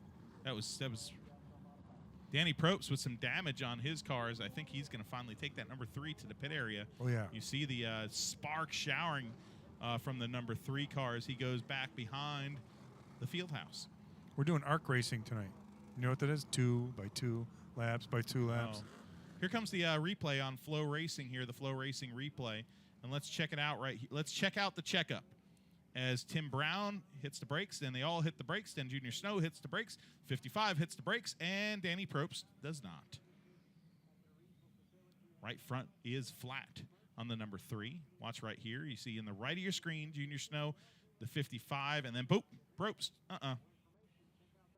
It's amazing how one driver can set off a chain reaction like that goes all the way back to 7 cars behind him. Oh, that's why. That's what it is. Oh, boy. Now we know. Oh, man.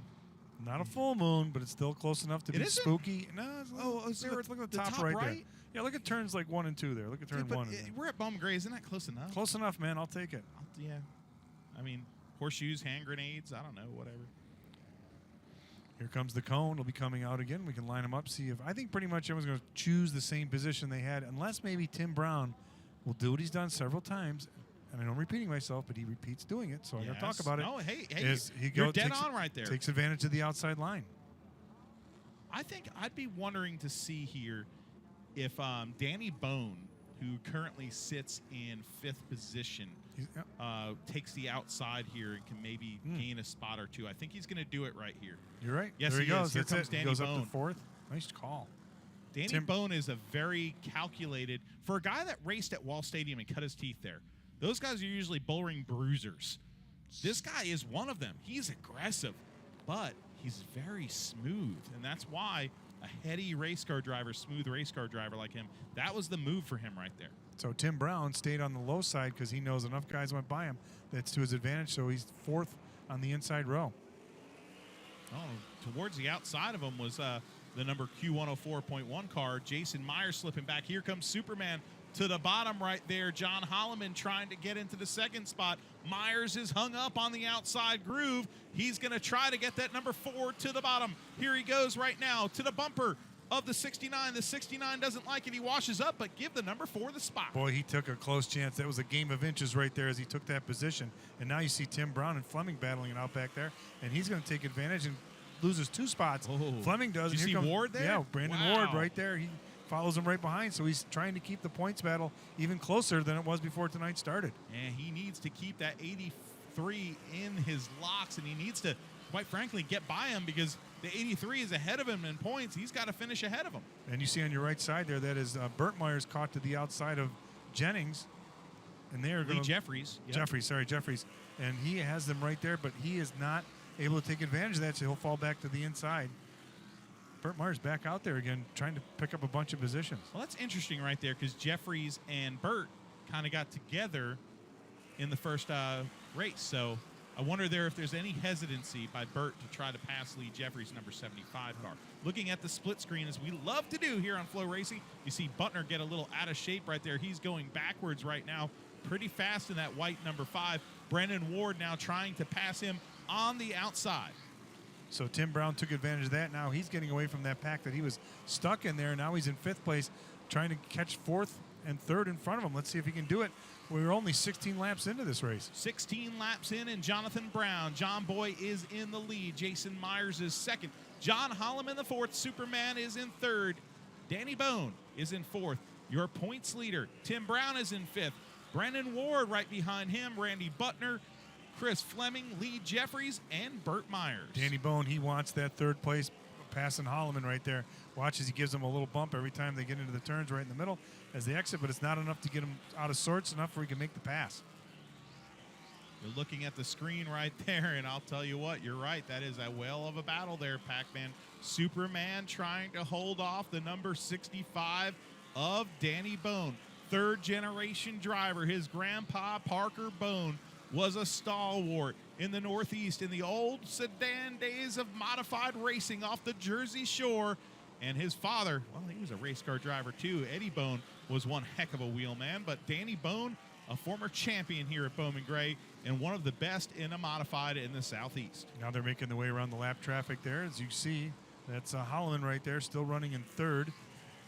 And Bone looking to get by him. And Tim Brown appears to be gaining on them just a little bit with each passing lap. So he's trying to take advantage of the having nobody behind him and nobody in front of him as he tries to wheel his way up into 4th place possibly. But right now, he is in the top 5.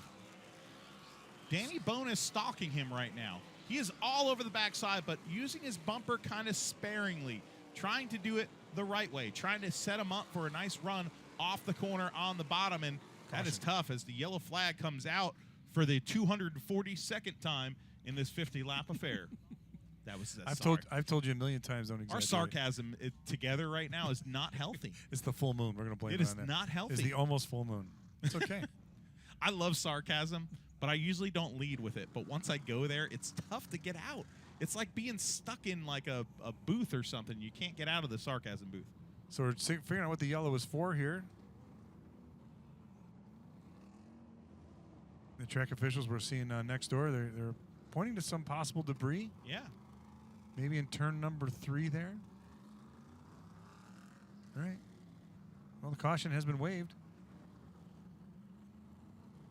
Well, yeah, you know what? While we're here, I want to mention something because one of the members of our family in this modified, what I call family here at Bowman Gray Stadium, was set to compete tonight. Daniel Beeson, we always see him in the number 44 machine, and he was here today, this morning, working on his race car. He was also unloading it earlier today, and the winch, that lowers that car down the ramp of his trailer came unloose, came free, and basically the car ran him over. His own car ran him over, and quickly to the scene was his fellow competitors getting him off the ground, and he was a little shaken, definitely scraped up and bruised, I'll tell you that. He was a little shaken by it, but it was great to see him get up under his own power. Unfortunately, he's not competing tonight, and I just wanted to say personally, because I think Daniel's a great guy, works at Smart Chevrolet, has been a guy that drives here in this at this racetrack every week in that number 44 car, and I just wanted to wish him a speedy recovery. Was not seriously injured from the incident, luckily. And Daniel, we're thinking about you, buddy. That's got to be pretty scary when you see your own car coming at you.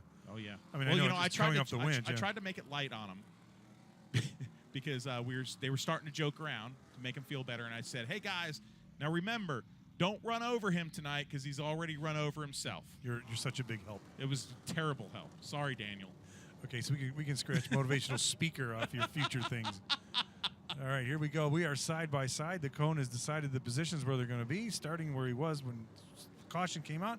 That's the 22 of Jonathan Brown, and they stack him up pretty awful right there. Go. Yellow flag comes out right away. The number 4, Jason Myers, did not go there. He did not go. Yeah, he's going to say that the 22 leapt to the throttle early, but he didn't go either. Yeah. So who's right, who's wrong? I don't know. He missed a shift. You never know. We're not in those cars. Didn't seem like he even hit the throttle. But the dangerous thing is you got all those guys stacked up behind you who are ready to hit the throttle. Let's see what happens this time. You don't want to play too many games. They took it. It's green. Here we go off in turns 1 and 2.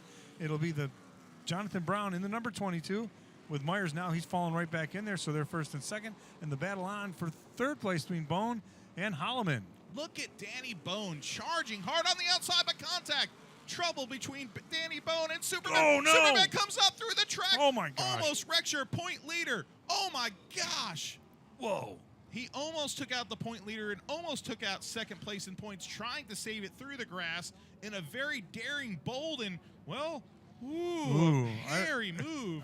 I think it was by a hair he missed him. Well, that was some Superman stuff. He had his cape out there, but, man, he almost crashed into a building. When he got in the grass and I saw he just kept going, I was like, he can't stop on that grass. No. Boy, I was holding my breath for him. Man, how close he came to the back bumper of the number 83, your points leader, Tim Brown. What an incredible chain of events there, and a close call for your points leader and your second place points And he guy. cut in front of Ward as well, so his first and second, he could have got them both in that one. Yeah. All righty. That was interesting. Yeah, once you hit the grass there, your control is pretty much gone, especially at speeds like that. On those slick tires, there's no way you're going to stop it. No, grass is typically not good for race cars unless you're the Cates boys, but you know, usually when you're in the grass, it just doesn't work out.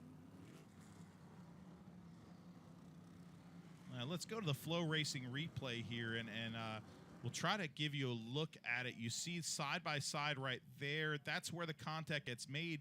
Bone gets sideways and gets into him, runs both of the cars into the grass. Here comes Holloman. He picks up speed, almost lunges. I don't know if he lunged for the 65 or what he was doing there.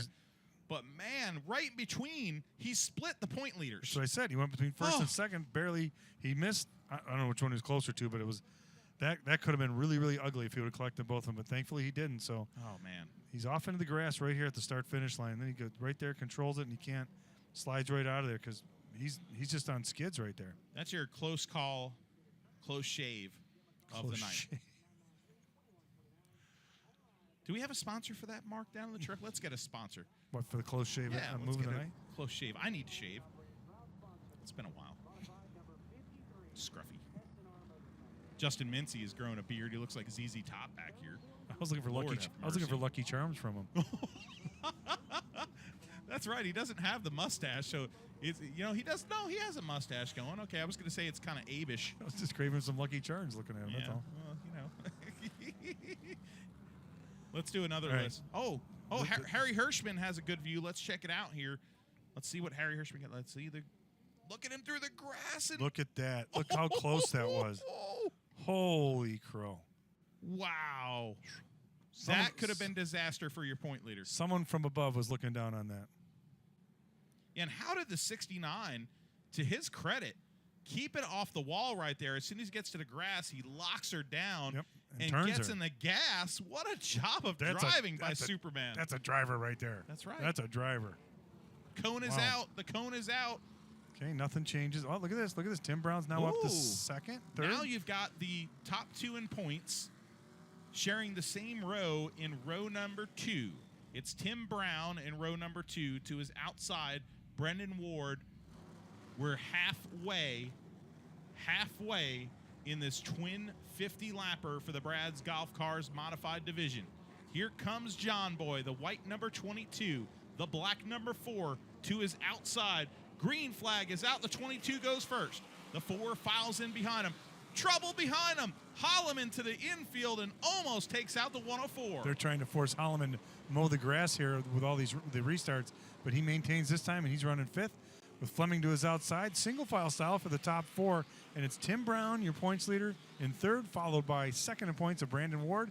As look at this, the number 22 of Jonathan Brown tries to get away. What a save we just saw there by the 55 of Jeremy Gershner, too, on your screen, coming out of turn number 4. These modifieds, they are no joke right now. These guys are slinging these things sideways, especially these restarts are producing some wild moments that we're seeing right here on Flow Racing. Right now, though, single file, 28 laps on the board, and your leader is Jonathan Brown still.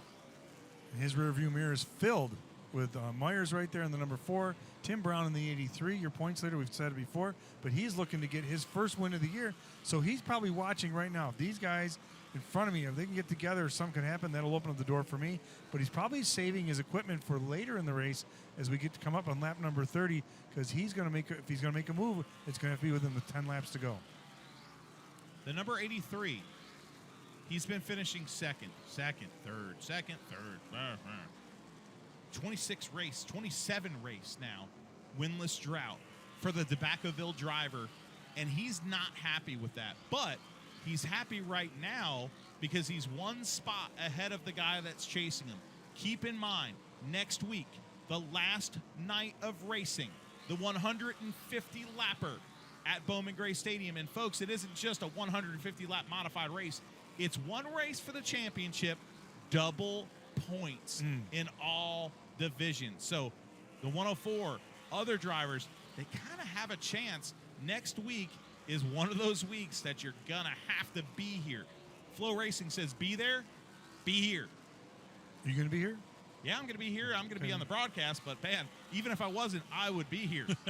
I'm telling you, me and my little boy, my family, we would be here. This is nothing like Bowman Gray Stadium to see these modifieds. I say it all the time.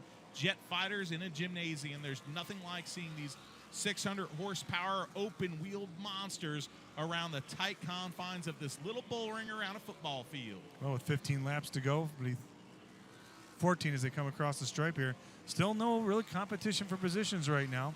Tim Brown's kind of riding where he is, and Myers in the number 4 riding where he is, and Ward in the behind him. They're all kind of just riding. They're encountering lap traffic now, but I don't know if that should be a big factor. If they just got to get by him, and off they go. You're looking at the Flow split screen, and on the right there you see the Wesley Chapel, Florida driver of Jeremy Gershner holding off Burt Myers and Lee Jeffries. Let's give you the top 5 real quick. Almost 37 laps in. John Boy in first. Second position is the number 4 going around lap traffic on the left side of your screen right now. Jason Myers with Tim Brown to his backside in third position. The Q104.1 black car behind that is Brennan Ward. And in fifth, it's Superman John Holloman. I'll tell you what, that lap traffic right there did make a difference because it allowed second, third, fourth, and fifth to get even closer together. But now they've cleared lap traffic. They are now opening up their positions and powering away from everybody else. Still no change in positions with 10 laps to go. That's 10 laps to go here at Bowman Gray Stadium. That's 10. That's it. Just to let you know. That is 10. 10. 10. 9. Almost. I hear the count. 10. Yeah, so do they. 9 laps to go. So do they from their spotters. Like, hey, this is what you have left. If you have anything out there, now's the time for you to get out there and make those moves. And they know what their drivers can do, what they're capable of, but they have to communicate to them. Now there's 8 laps to go as they come by the stripe here in front of us. Oh, and that leader right there on the left side of your screen in that white car, the number 22 of Jonathan Brown, is counting those laps down, and he is holding on to that steering wheel tight, probably praying inside of that helmet for no caution flags. He doesn't want that drama. He just wants it clean and green for the rest of the way in this 50-lapper. Right now it's looking really good for him. He has about a 10-car length lead from second and third, and second and third, they're going to have to figure out who's going to finish where there. There's still points to be had, but Tim Brown, as you see him coming to the right side of your screen there, right behind him, it's second in points, Brandon Ward. And boy, I'll tell you what, you talk about keeping it close in points and on the track, these drivers are doing a real good job of that. They've been glued to each other in both races, and that's probably by design. They know the implications of this points battle. Tim Brown wants to become the only 12-time champion at Bowman Gray. Brandon Ward wants to get his first one. Which makes sense, and that's a great accolade if you get something like that. But can he do it without going winless? We'll have to find out with 3 laps to go as they come around here. Their laps are ticking down, and Tim Brown still has not made a move on the number 4 of Myers. keep an eye on that battle because that spot is pretty important. If he could get another space between he and the car behind him. Leaders coming to lap traffic. The second place car will as well here in about a lap. Well, last time lap traffic kind of goofed things up a little bit for the guys on the lead lap. This time I don't really see it being a factor for the leader. Gets right around him. They'll come around. White flag will fly with one more lap to go. Here comes the driver of the number 22 car to the outside of Greg Butcher in the 35. He only has 2 more corners to navigate. Coming off of the north turn, the white car, John Boy, 25 times the victor at Bowman Gray Stadium. Good for him. What a clean drive for the young driver in the number 22 car. He's got a tree business, that's his job, folks. And then on Saturdays, he races in the modifieds at Bowman Gray Stadium. And now the number 22 car with his 5th win of the season.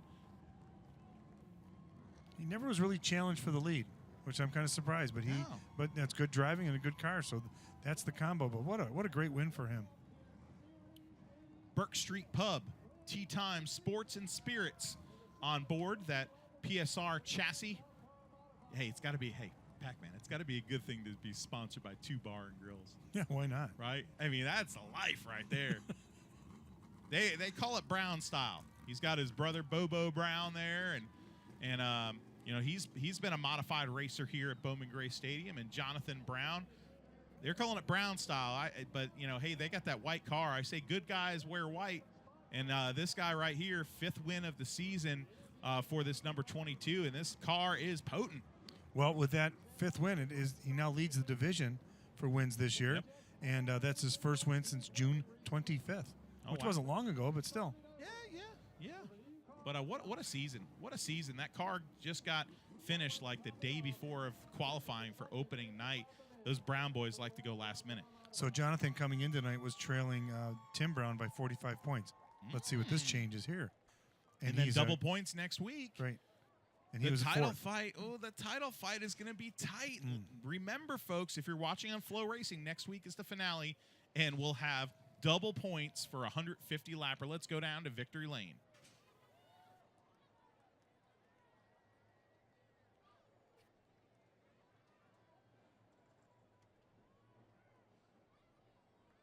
Unstrapping, getting a cold drink of water.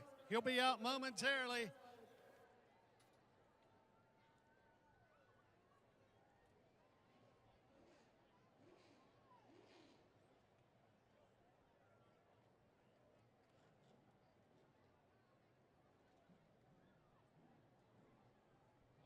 Here he comes, folks. Let him hear it. Jonathan Brown.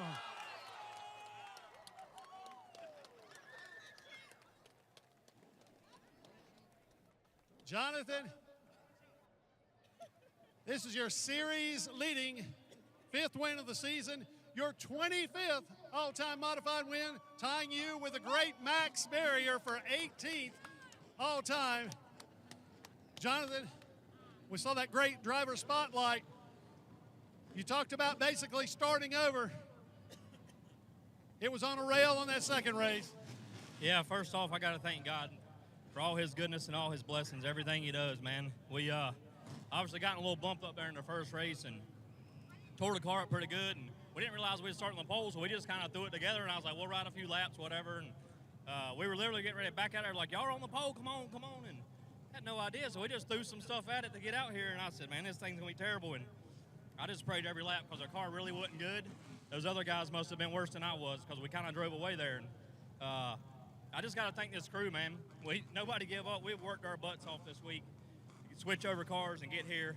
And I want to dedicate this win to 2 people. Bob Nelson. Everybody around Bowman Gray Stadium knows Bob Nelson. 6 years ago today, I was sitting right here winning this same race in Bob Nelson's car.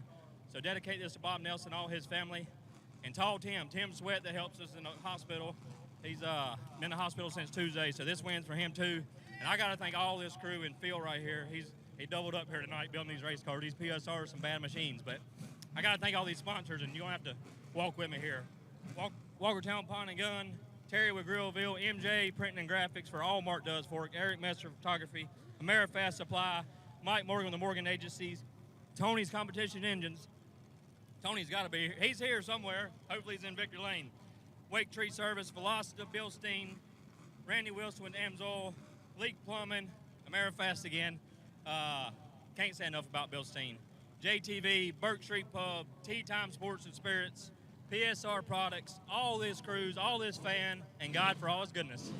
Congratulations, Jonathan. He'll make his way over to the Carolina Wood Floor Winner's Circle to pick up some hardware. All right, the winner, Jonathan Brown. But we got the Street Stock Slobberknockle coming up next on Flow Racing. Stay tuned. Winston-Salem, North Carolina is a city with a rich history of reinventing itself. Here you can wine and dine back in time, or raise a glass to the future. Witness history in the making, or savor the present moment.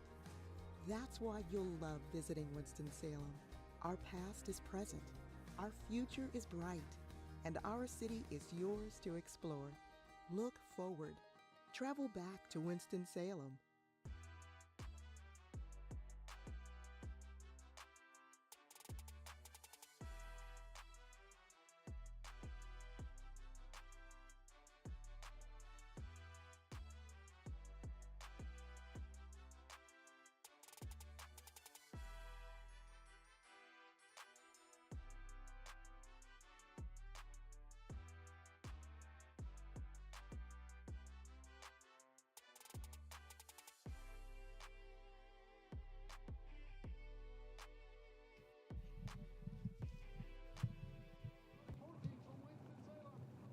Welcome back to Flow Racing and Bowman Gray Stadium.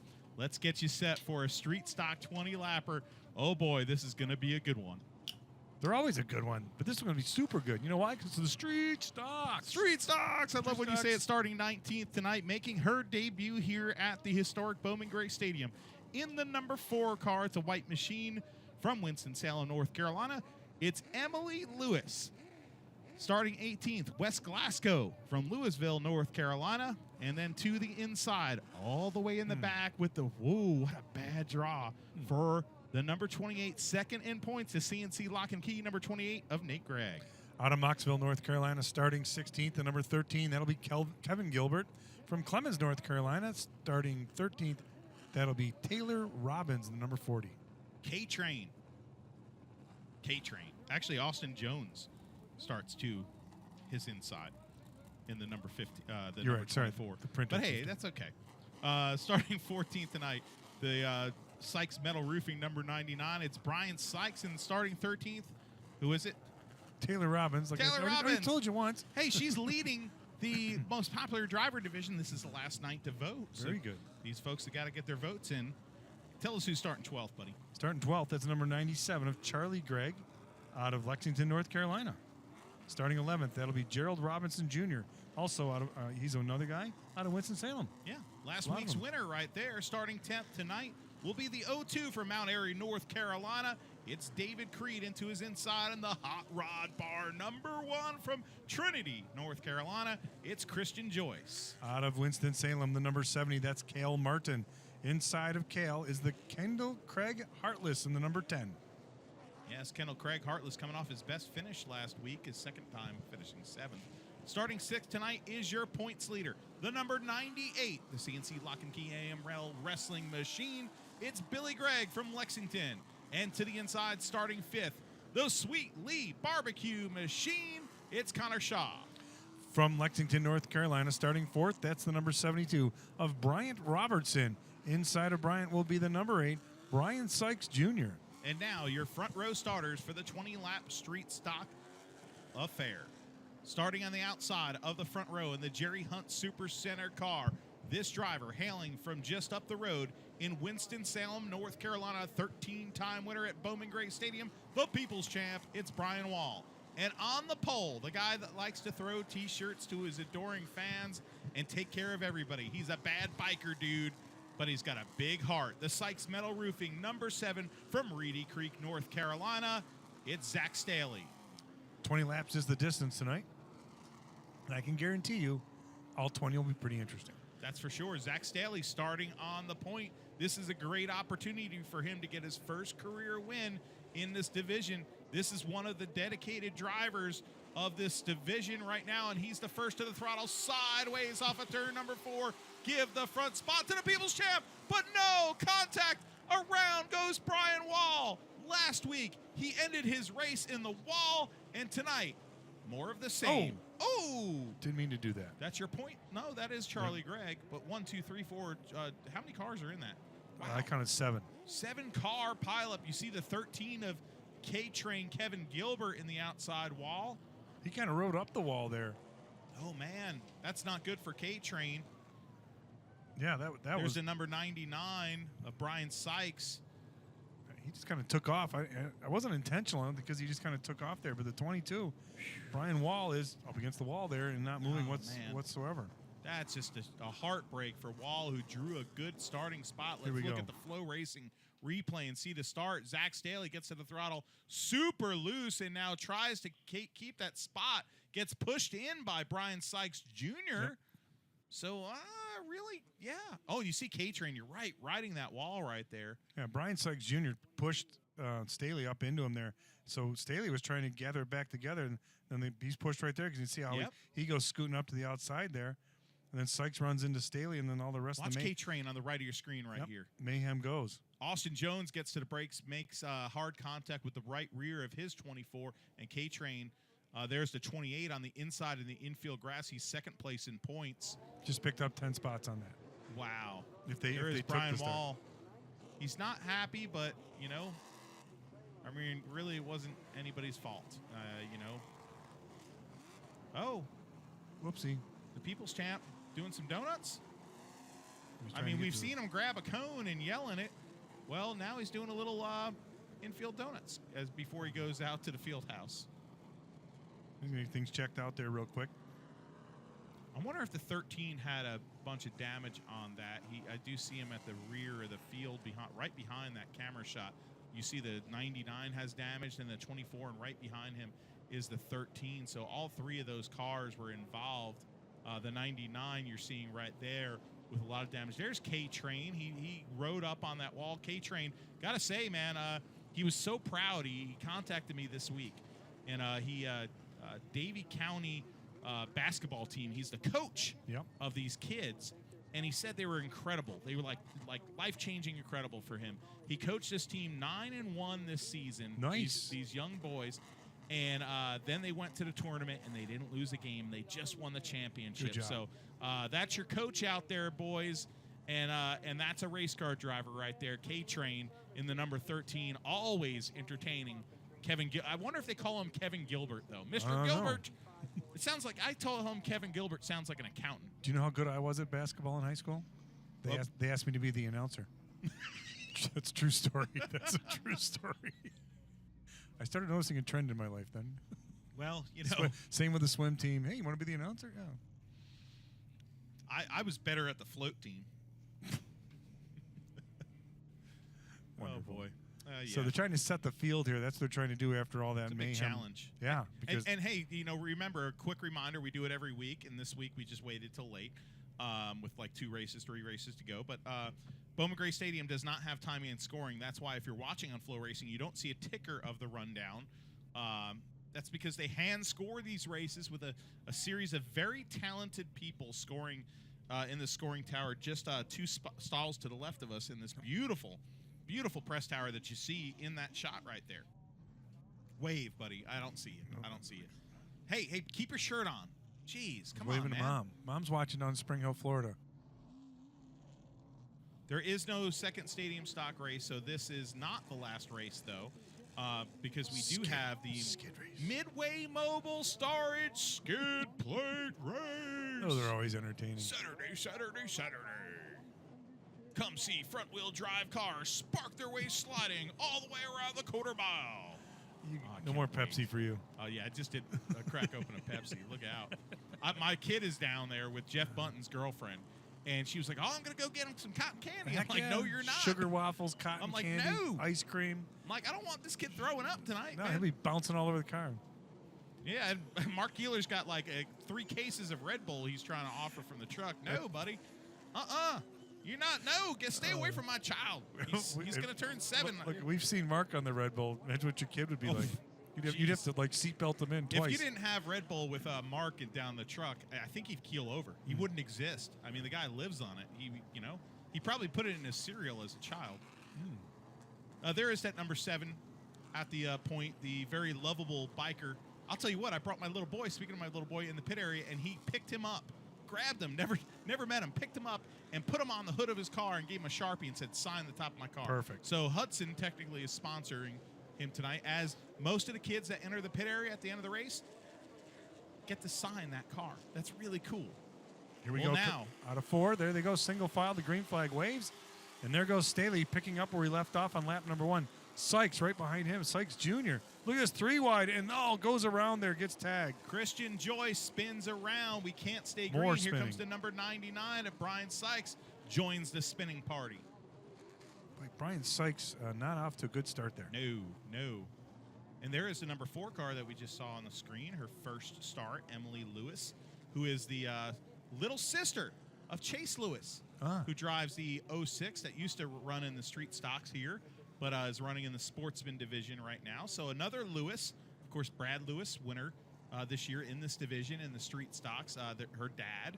So now, getting to race with his boy, and now getting to race with his daughter. That's really cool. You see the 21 being passed right there. That's Glasgow. That's only his 3rd, I believe, street stock start. That's the Willie Wall car. Old Willie Wall, man. I love Willie Wall. I want him to get back behind the seat. But Wes Glasgow getting his feet wet for the first time these last few weeks behind the wheel of a race car, and I'll tell you what, he is loving it.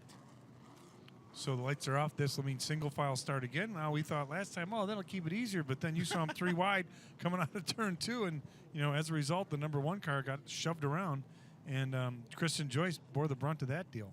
I never saw the movie Hunger Games, so my plot may be off, but you're not going to have more Hunger Games than this right here. Speaking of just pure hunger, okay, you've got a veteran racer that's a guy that tows on an open trailer. He's got the ramp truck tonight in the lead with Zach Staley, and the young racer in 2nd place going for his first ever win. Oh, Gerald Robinson to the inside, hits the barriers. Oh my gosh, Gerald Robinson, hard contact into the wall. I hope he's okay. Wow, that was not what you like to see. That race car is absolutely destroyed. Gerald Robinson Jr., last week's winner, takes a huge spin into the infield grass and hits the barrier in turn 1 and 2. Yeah, that unfolded very quickly right here in front of us, and you saw he just hit the grass. See, he's moving inside there. That's a great sign. That was not a good hit right there, I'll tell you what. Yeah, when you're going slideways into those barriers, that's not the way you want to make contact with a solid surface. No, and those barriers are there for a reason, and our safety crew, track crew, stands by those barriers, as well as 1 photographer. And I'll tell you what, those barriers did their job, okay? They protected everybody here at Bowman Gray Stadium and did a fine job right there. But, of course, our concerns are now, you see him getting his helmet off, so that's a great sign for last week's race winner, Gerald Robinson Jr., as the Forsyth County ambulance has now entered the football field and is now coming to the infield grass in the south turn to the attention of the driver in the number 68 car, as the officials right now are looking at the situation right now, and it's good to see that he's got the helmet off and he's moving inside of that race car. Probably rattled him up pretty good there, because when you're making that slide, there's nothing you can do about it. Nothing. And you know what? That's one of those hits where I just think of one thing. I think of, man, that hurts your ribs. Those side hits like that. Ooh. He's out. Great round of applause around this stadium right now as last week's winner, Gerald Robinson Jr., climbs from his race car. Let's see if we caught it here. We did.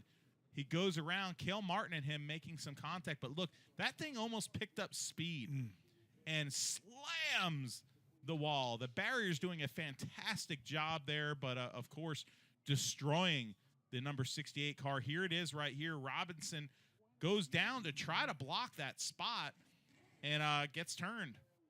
He turns himself kind of on the nose of the number 70 car of Cale Martin. Yeah, and that you go in right rear like that, and it just kind of the jarring as you're sitting in the driver's seat there. You can see from the end zone camera. Yeah, you see the safety crew there watching him as he's sliding in. The photographer does what he needs to do. It gets out of the way. Those barriers right there. I've got a lot of experience being down there when the Discovery Channel shot the show here that they did. I was right there every week, and there was a car that hit the barrier there, and those barriers don't really budge too much. Wow. That's as hard as they're really gonna get hit, and they did their job. So kudos to the safety crew here for placing those barriers in a proper location. That's just proof in the pudding right there. Yeah, like you said, it's like the grass was dewy and it picked up speeds going sideways like that. And those slick tires, there's nothing you can do about it. Eric Messer down there, the photographer in the gray shirt, did a fine job probably capturing that image as he was backing up. You see Corey Latham down there, fellow photographer. He's going to get a ride. He probably came down to check on Eric Messer because, it's a fraternity down here. Those two guys, they're in the infield here. Corey Latham with race 22. Eric Messer, the official track photographer here. Brenda is down there, I think, tonight in turn 3 and 4 shooting. Brenda Meserve, she's a sweetheart. And we're a big fraternity here, from the tow truck guys to the track officials to the race car drivers and the pit crew members. We all spend a lot of time with each other here in the summers at Bowman Gray. Like any short track, it becomes a family type thing. So one gets hurt, everyone gets hurt, and one's down, and then, and they rally around each other. That's why they have the auxiliaries and the things they do. Back home, they had the 4-score club, the 50-50s that would help people that, drivers that got hurt, and they have Here fundraisers they have the for ladies them. auxiliary. Yeah, something like that. Every track has their own different one, but it was just the group that, the 50-50, half went to them, and then at the end they distribute points.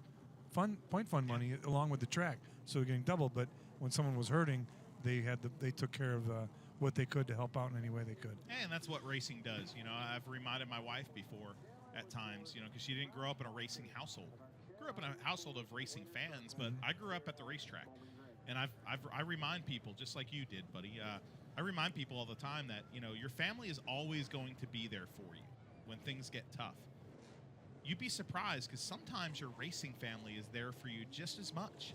I've experienced that. More. When I lost my father 9 years ago, my family was there for me, but I couldn't believe the way the racing family rallied around me and picked me up. And, it's things like that that really solidify that love you have for this sport.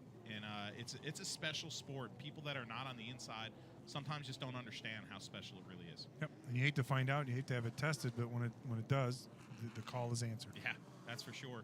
And it was great. Like today, to come in the pits with my little boy, I know I keep on talking about it, proud dad, but to see a guy like the 7 there, Zach Staley picking him up and putting him on the hood. I'm not saying it to brag on my boy, but those are the moments right there where you're like, man, some of these guys are just so cool, and they're so good to other human beings. I was just laughing when you said, I don't even keep bringing them up. I know, and I do. That's okay. Hey, you're dead. I'm not. Good. Here we go. Green flag. Wow, look at Staley. He just jumps out to the big lead there. Takes about a 4 or 5 car length lead as they go off into turn 1 and 2. So far, so good as they make their way through. Look at the number 28, though. Nate Gregg has worked his way up into the top 5 already. He lost his point lead from his dad, who you see on the screen there, the number 98, but here comes the 28. Underneath, Kendall Craig Hartless. Oh, that's Hartless right there. He puts a bumper to him, and around goes the 10. And another caution comes out here on lap number 4. Wow, we can't keep it green, can we? No. Yeah, there is a time limit, I believe, on this, a 20-minute time limit for this 20-lap race, and we got to be getting somewhat close, believe it or not, even though we're only 5 laps in. But remember, this is the last race of the night, so that might play into effect too. And we did have a very long caution with Gerald Robinson Jr. Let's look at the Flow Racing replays. We see Nate Gregg go to the inside of Kendall Craig Hartless. Hartless closes the door and then tip-tap goes around the number 10. Tries to. Now, I know they have spotters. Every division has spotters, correct? Yes. So they're sure they're communicating with us and, hey, watch your inside. So you're going to the turn. So you think, hey, I'm ahead of him. I've got the position. And, he thought he had the position. And it collects a couple other guys there as well. Kendall Craig Hartless left his entry vulnerable. Yes. Taking the wide arc there is something at Bowman Gray that is, well, sometimes you pay the piper. Sometimes and that's what happened. Here the lights are out on the modern Chevrolet Pace vehicle. The law offices of John Barrow's Street Stock Division is ready to go. 5 laps into the race right now, and Zach Staley is still on the point with young Brian Sykes Jr. in second, and young Connor Shaw on the Sweet Lee's barbecue sauce car in third. Boy, look at Staley backed it way down in turns 3 and 4 to try to take advantage when the green flag comes out, and he does, but not as much as he had last time, because here comes Sykes in the number 8 as they are barreling in. Look at Nate Gregg in the 28. He's already looking to take third as they go into turn 3 and 4. Nate Gregg smells blood in the water, and boy, he is going for the gusto now in trying to get that second position right now, but Brian Sykes Jr. is on board trying to get that lead. Here comes the 28 to third. And his dad in the number 98 is 4 positions behind him as we see the leaders come through 1 and 2. No challenge right there for positions, but look at Nate Gregg. Watch him. He's going to reel these 2 guys in, and he is not shy about moving them out of the way to take advantage. And his dad, you mentioned, is the point leader. Here comes Brian Sykes Jr. They're from the same pit area, and he gets a bump from his – these 3 drivers are from the same area, the same main street of pit area back there in Street Stock Village. You saw the accordion effect there. Gregg hit Sykes hit Staley, and now they make their way out of the turn number 2 down the back straightaway, and they are nose to tail. Shot. Wait a minute. Oh, it comes a 72, jumps in there. Payback. That was payback from a few weeks ago. Nate Gregg had spun the 72 of Bryant Robertson there on the last lap to get a victory, and he paid him back. Now the 72, right front damage, right front flat on that car, but he got him back, folks. Yeah, but at what cost? Now you have to go in the pits and have your tire changed. Hey, he took a win away from him I just get a it. few weeks ago, and the big man exacted his revenge a la Bowman Gray style. Racers might not remember an anniversary or a birthday, but watch. you know darn well. Here we go. The accordion effect right here. So he leaves the door open there a little bit, and here he comes. He just took advantage. That right front jumped right up there, turns Gregg around, puts him off into the grass, and the rest of the field goes by. Mainly his dad right there says, see you later, son. I got to go. Yeah. Catch you at the house. that was interesting right there. That definitely is going to hurt the 28 in points. A tough deal last week where he got a flat tire involved in a wreck that actually involved the 72 last week, and because of the time limit, the race stopped, and the 28 got a 13th place finish or something last week, which hurt him tremendously in the points. This right here can hurt just as bad. But now the points between first and second coming in tonight was 18 points was the difference. Between second and third, though, that's only 4 points. Between third and fourth, that's only 4 points. So you're looking at Brian Sykes and the number 99. He's looking to make a difference, as is... he's way back. Yeah. It's just a 2-car race at this point. Well, I'm just saying, but you can still, third and fourth, you can still battle. Yeah, they're still battle battling amongst for that. each other, but it is the battle of the Greggs. I mean, this could change the streak right here. Every race this season in 2022, a Gregg has finished in the podium, in the top 3, okay? Every race. Well, right now, Billy Gregg sits 4th. Can he do it? I bet Billy he does. Gregg has finished in the top 2 the last 8 weeks. Unbelievable string. Will it end tonight? Will Zach Staley get his first win ever? Will the number 8 of Brian Sykes Jr.? Look at Staley. He looks like he left that opening on the inside, but it didn't, and he took advantage. He goes in there, turns 1 and 2, and now here they go. Look at this battle. They are heating up here for second and third, and look at Billy Gregg in the number 98. He is running 4th. He's looking to get by anyone he can to get up in that top 3 to keep the podium streak alive. Look at Taylor Robbins. Taylor Robbins is in the hunt, too, in 3rd position. That number 40 car, where did she come from? Oh, my life. Oh, look at this. Sykes spins on his own coming out for the north turn. Oh, that is not what he wanted to do right there. Is he going to keep it going? Nope, yellow flag is out. Yep. He did keep it going. Oh, boy. Boy. Re-rack him, restack him. That was quite interesting. Nobody was behind him to turn him, so something had to happen as he went in there and turned turn number 4. As he exited, did he hit the turtles in the inside? Did he get a little loose? Did he grab the grass? Man. These guys are entertaining. The plot's thickening. Well, it's just thick. It's thicker than It's nanner as thick pudding. as me. Thicker than nanner pudding that you were talking about earlier. Oh, I love banana pudding. Ugh. What? You heard me. What's wrong with you? A lot of Lights things. are out on. Yeah, a lot. That's one of them, buddy. Jeez, my lord. The man doesn't like banana pudding. We're not going to vote you out of the booth because we love you, but Lord, don't mention that again. Ratings just plummeted. Not in the north. Yeah, because I'm sorry, I'm a Northerner. The second that second sweet tea and banana pudding hit my tongue, I was like, I'm a Southerner now. Yeah, it's good. Here we go. Zach Staley, leader for this entire race so far. Taylor Robbins, the most popular driver in this division, in second. Oh, Here look at comes this. Billy Look, Greg. oh, no. Greg and Robbins make contact. Shower of sparks. Connor Shaw Oh, no, hits her. hit again. Tattooed.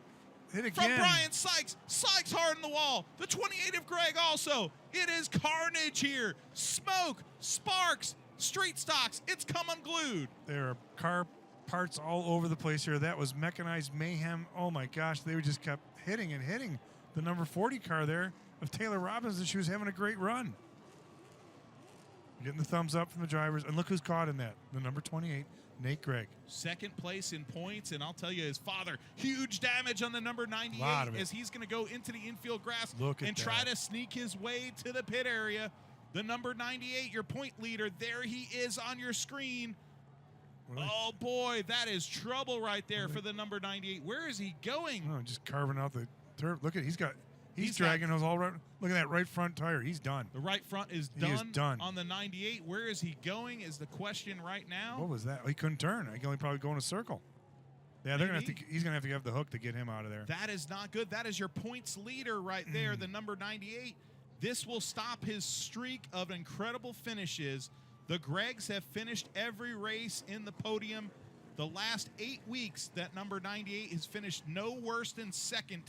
That will change tonight. Billy Gregg, extreme damage in the number 98. Boy, as you come down to the ends of the season, the points are on the line. Anything can happen. We have 1 week final week next week. There she's out of the car. Taylor Robbins just went to talk with the number 28. I wonder, hey, time limit has hit. Time limit has That's hit. it. Oh, 20 minutes. They got 11 laps in. The number 7 is won. An incredibly popular win by Zach Staley as he rockets his car to victory lane. Way to go. Way to go. What a feel-good win by the driver of the number 7 from Reedy Creek, North Carolina. Let's look at the Flow Racing replay right now. Restart hits. So right Greg here, to the backside of Robbins, gets her Turns loose, her. spins her, monster trucks her. Now watch her get tattooed several times here. She has nowhere to go, no control of her car. Connor Shaw, boom, hits the right front. Now she turns down Brian Sykes, pow, right there. A second major hit, nowhere to go for the number 28 car.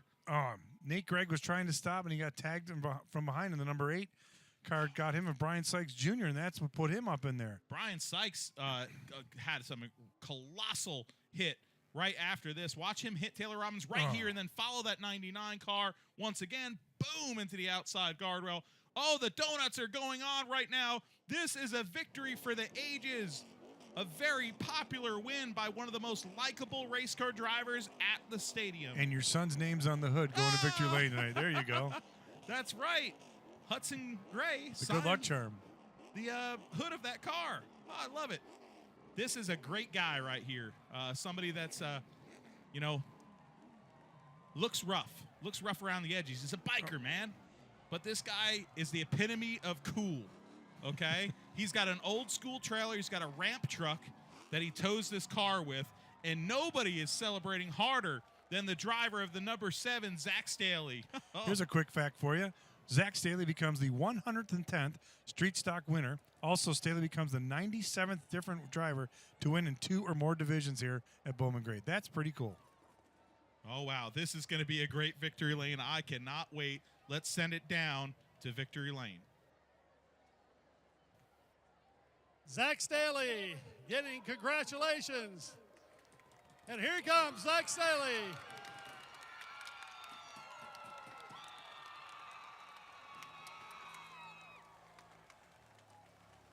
Zach, your first win of the season.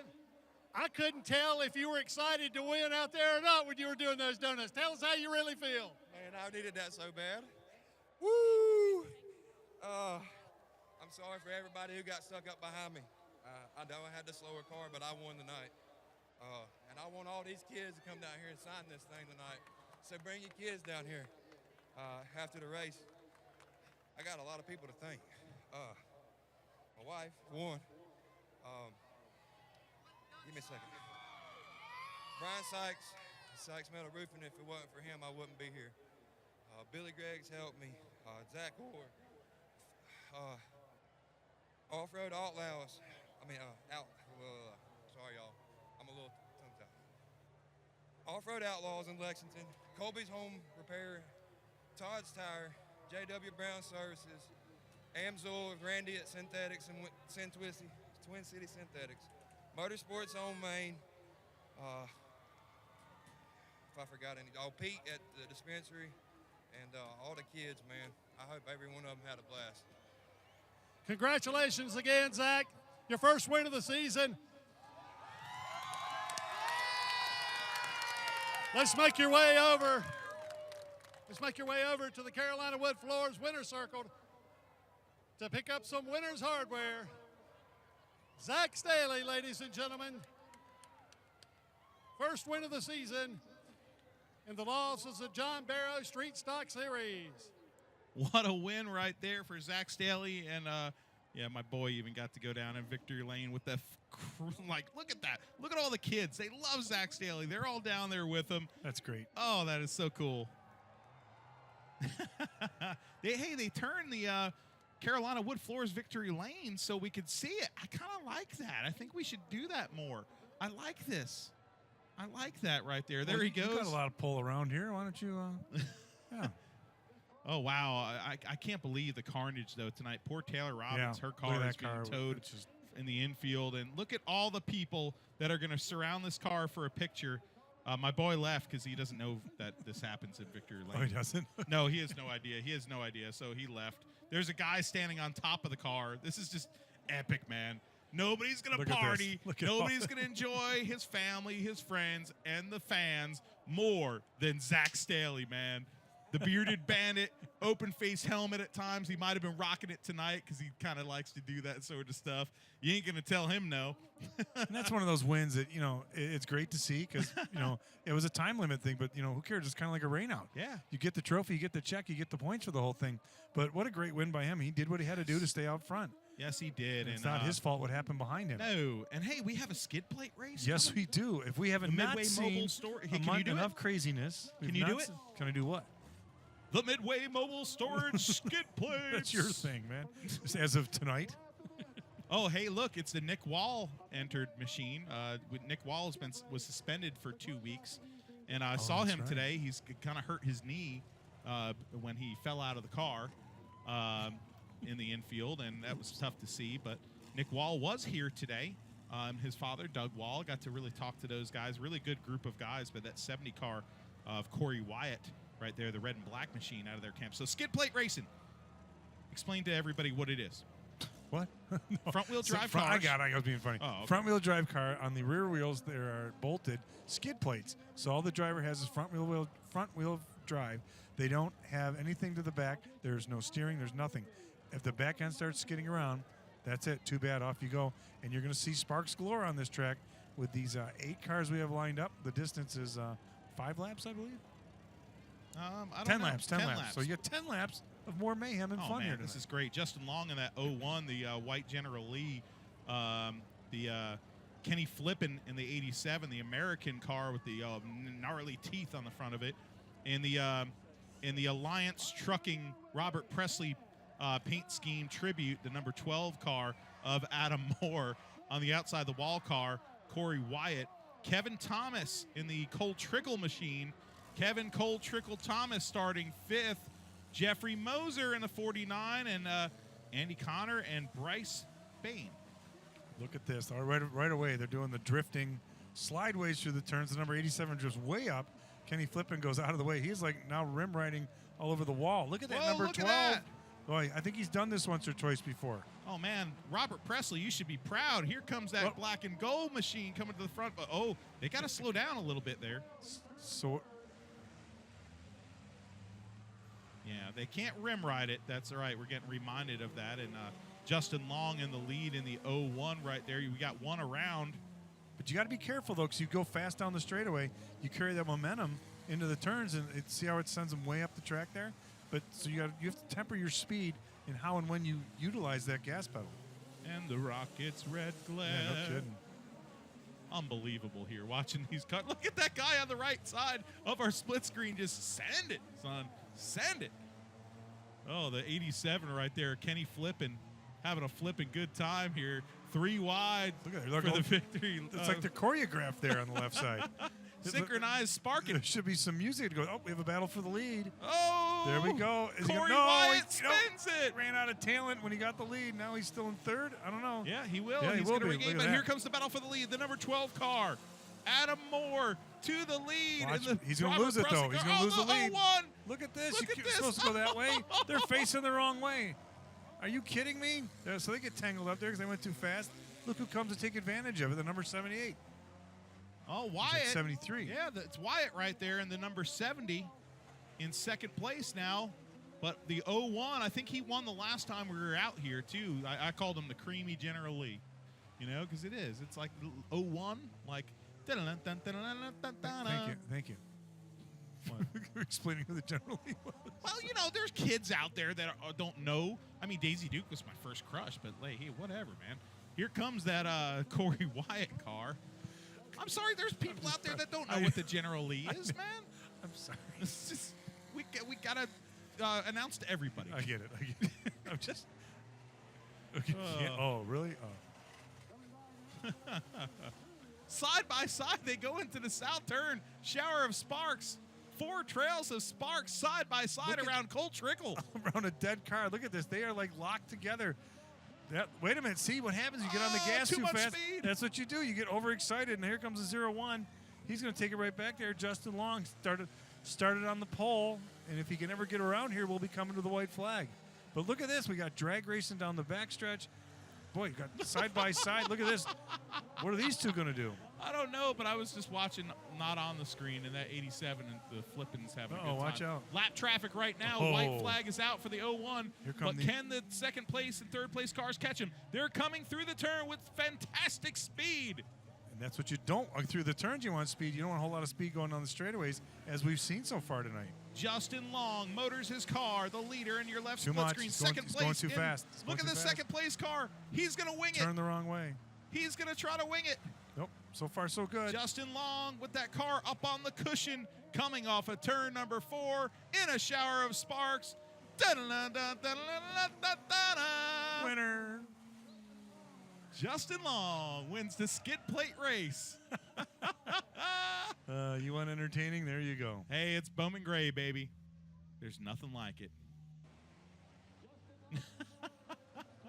That one guy's nosed up in the wall like, yep, this stinks. He's staring at the wall. Justin Long, I think he won the skid plate race the last time we were out. The dude's also, he won or finished second. Like, he's a beast in these things. Yeah. But I'll tell you what, he also won the demo derby. There you go. Oh, look at this. We've got a little bit of Robert Presley celebrating with him. A little high five. It's not Robert Presley. I'm sorry. I just like to say it. I'm a big Robert Presley fan. Great guy. The He's a Bent great Creek guy. Bandit. You know, the king of New Asheville right there. See, he's getting high fives from his competitors. That's good to see.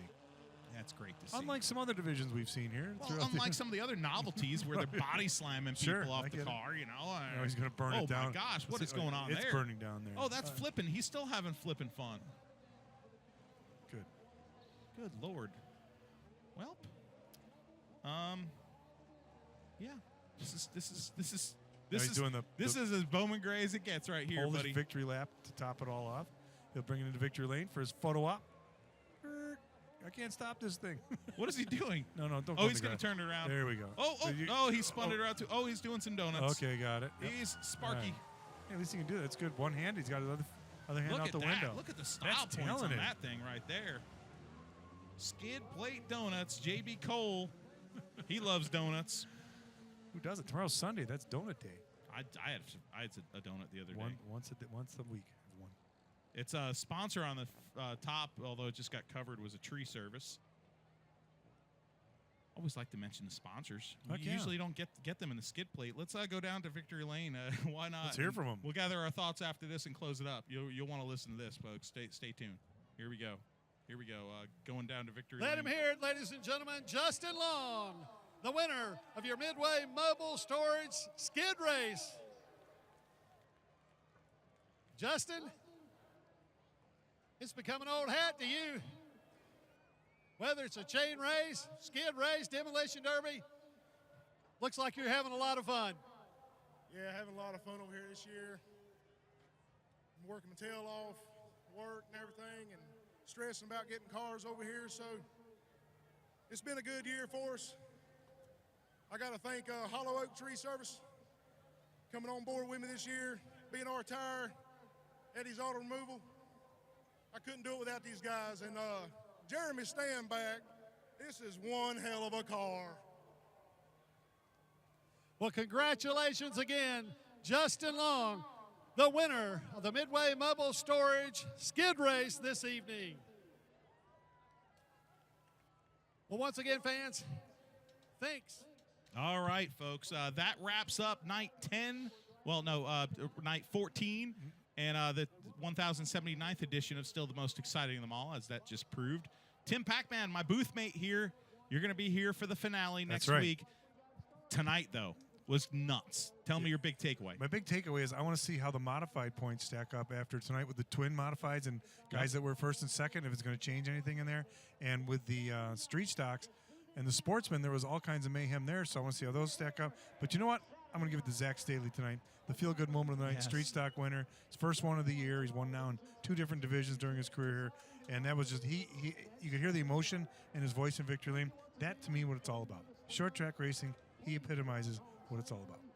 I have to agree right there. You could look at so many great moments tonight, but I will give it to Zach Staley, the very likable, lovable biker that has a heart of gold, winning his first street stock race.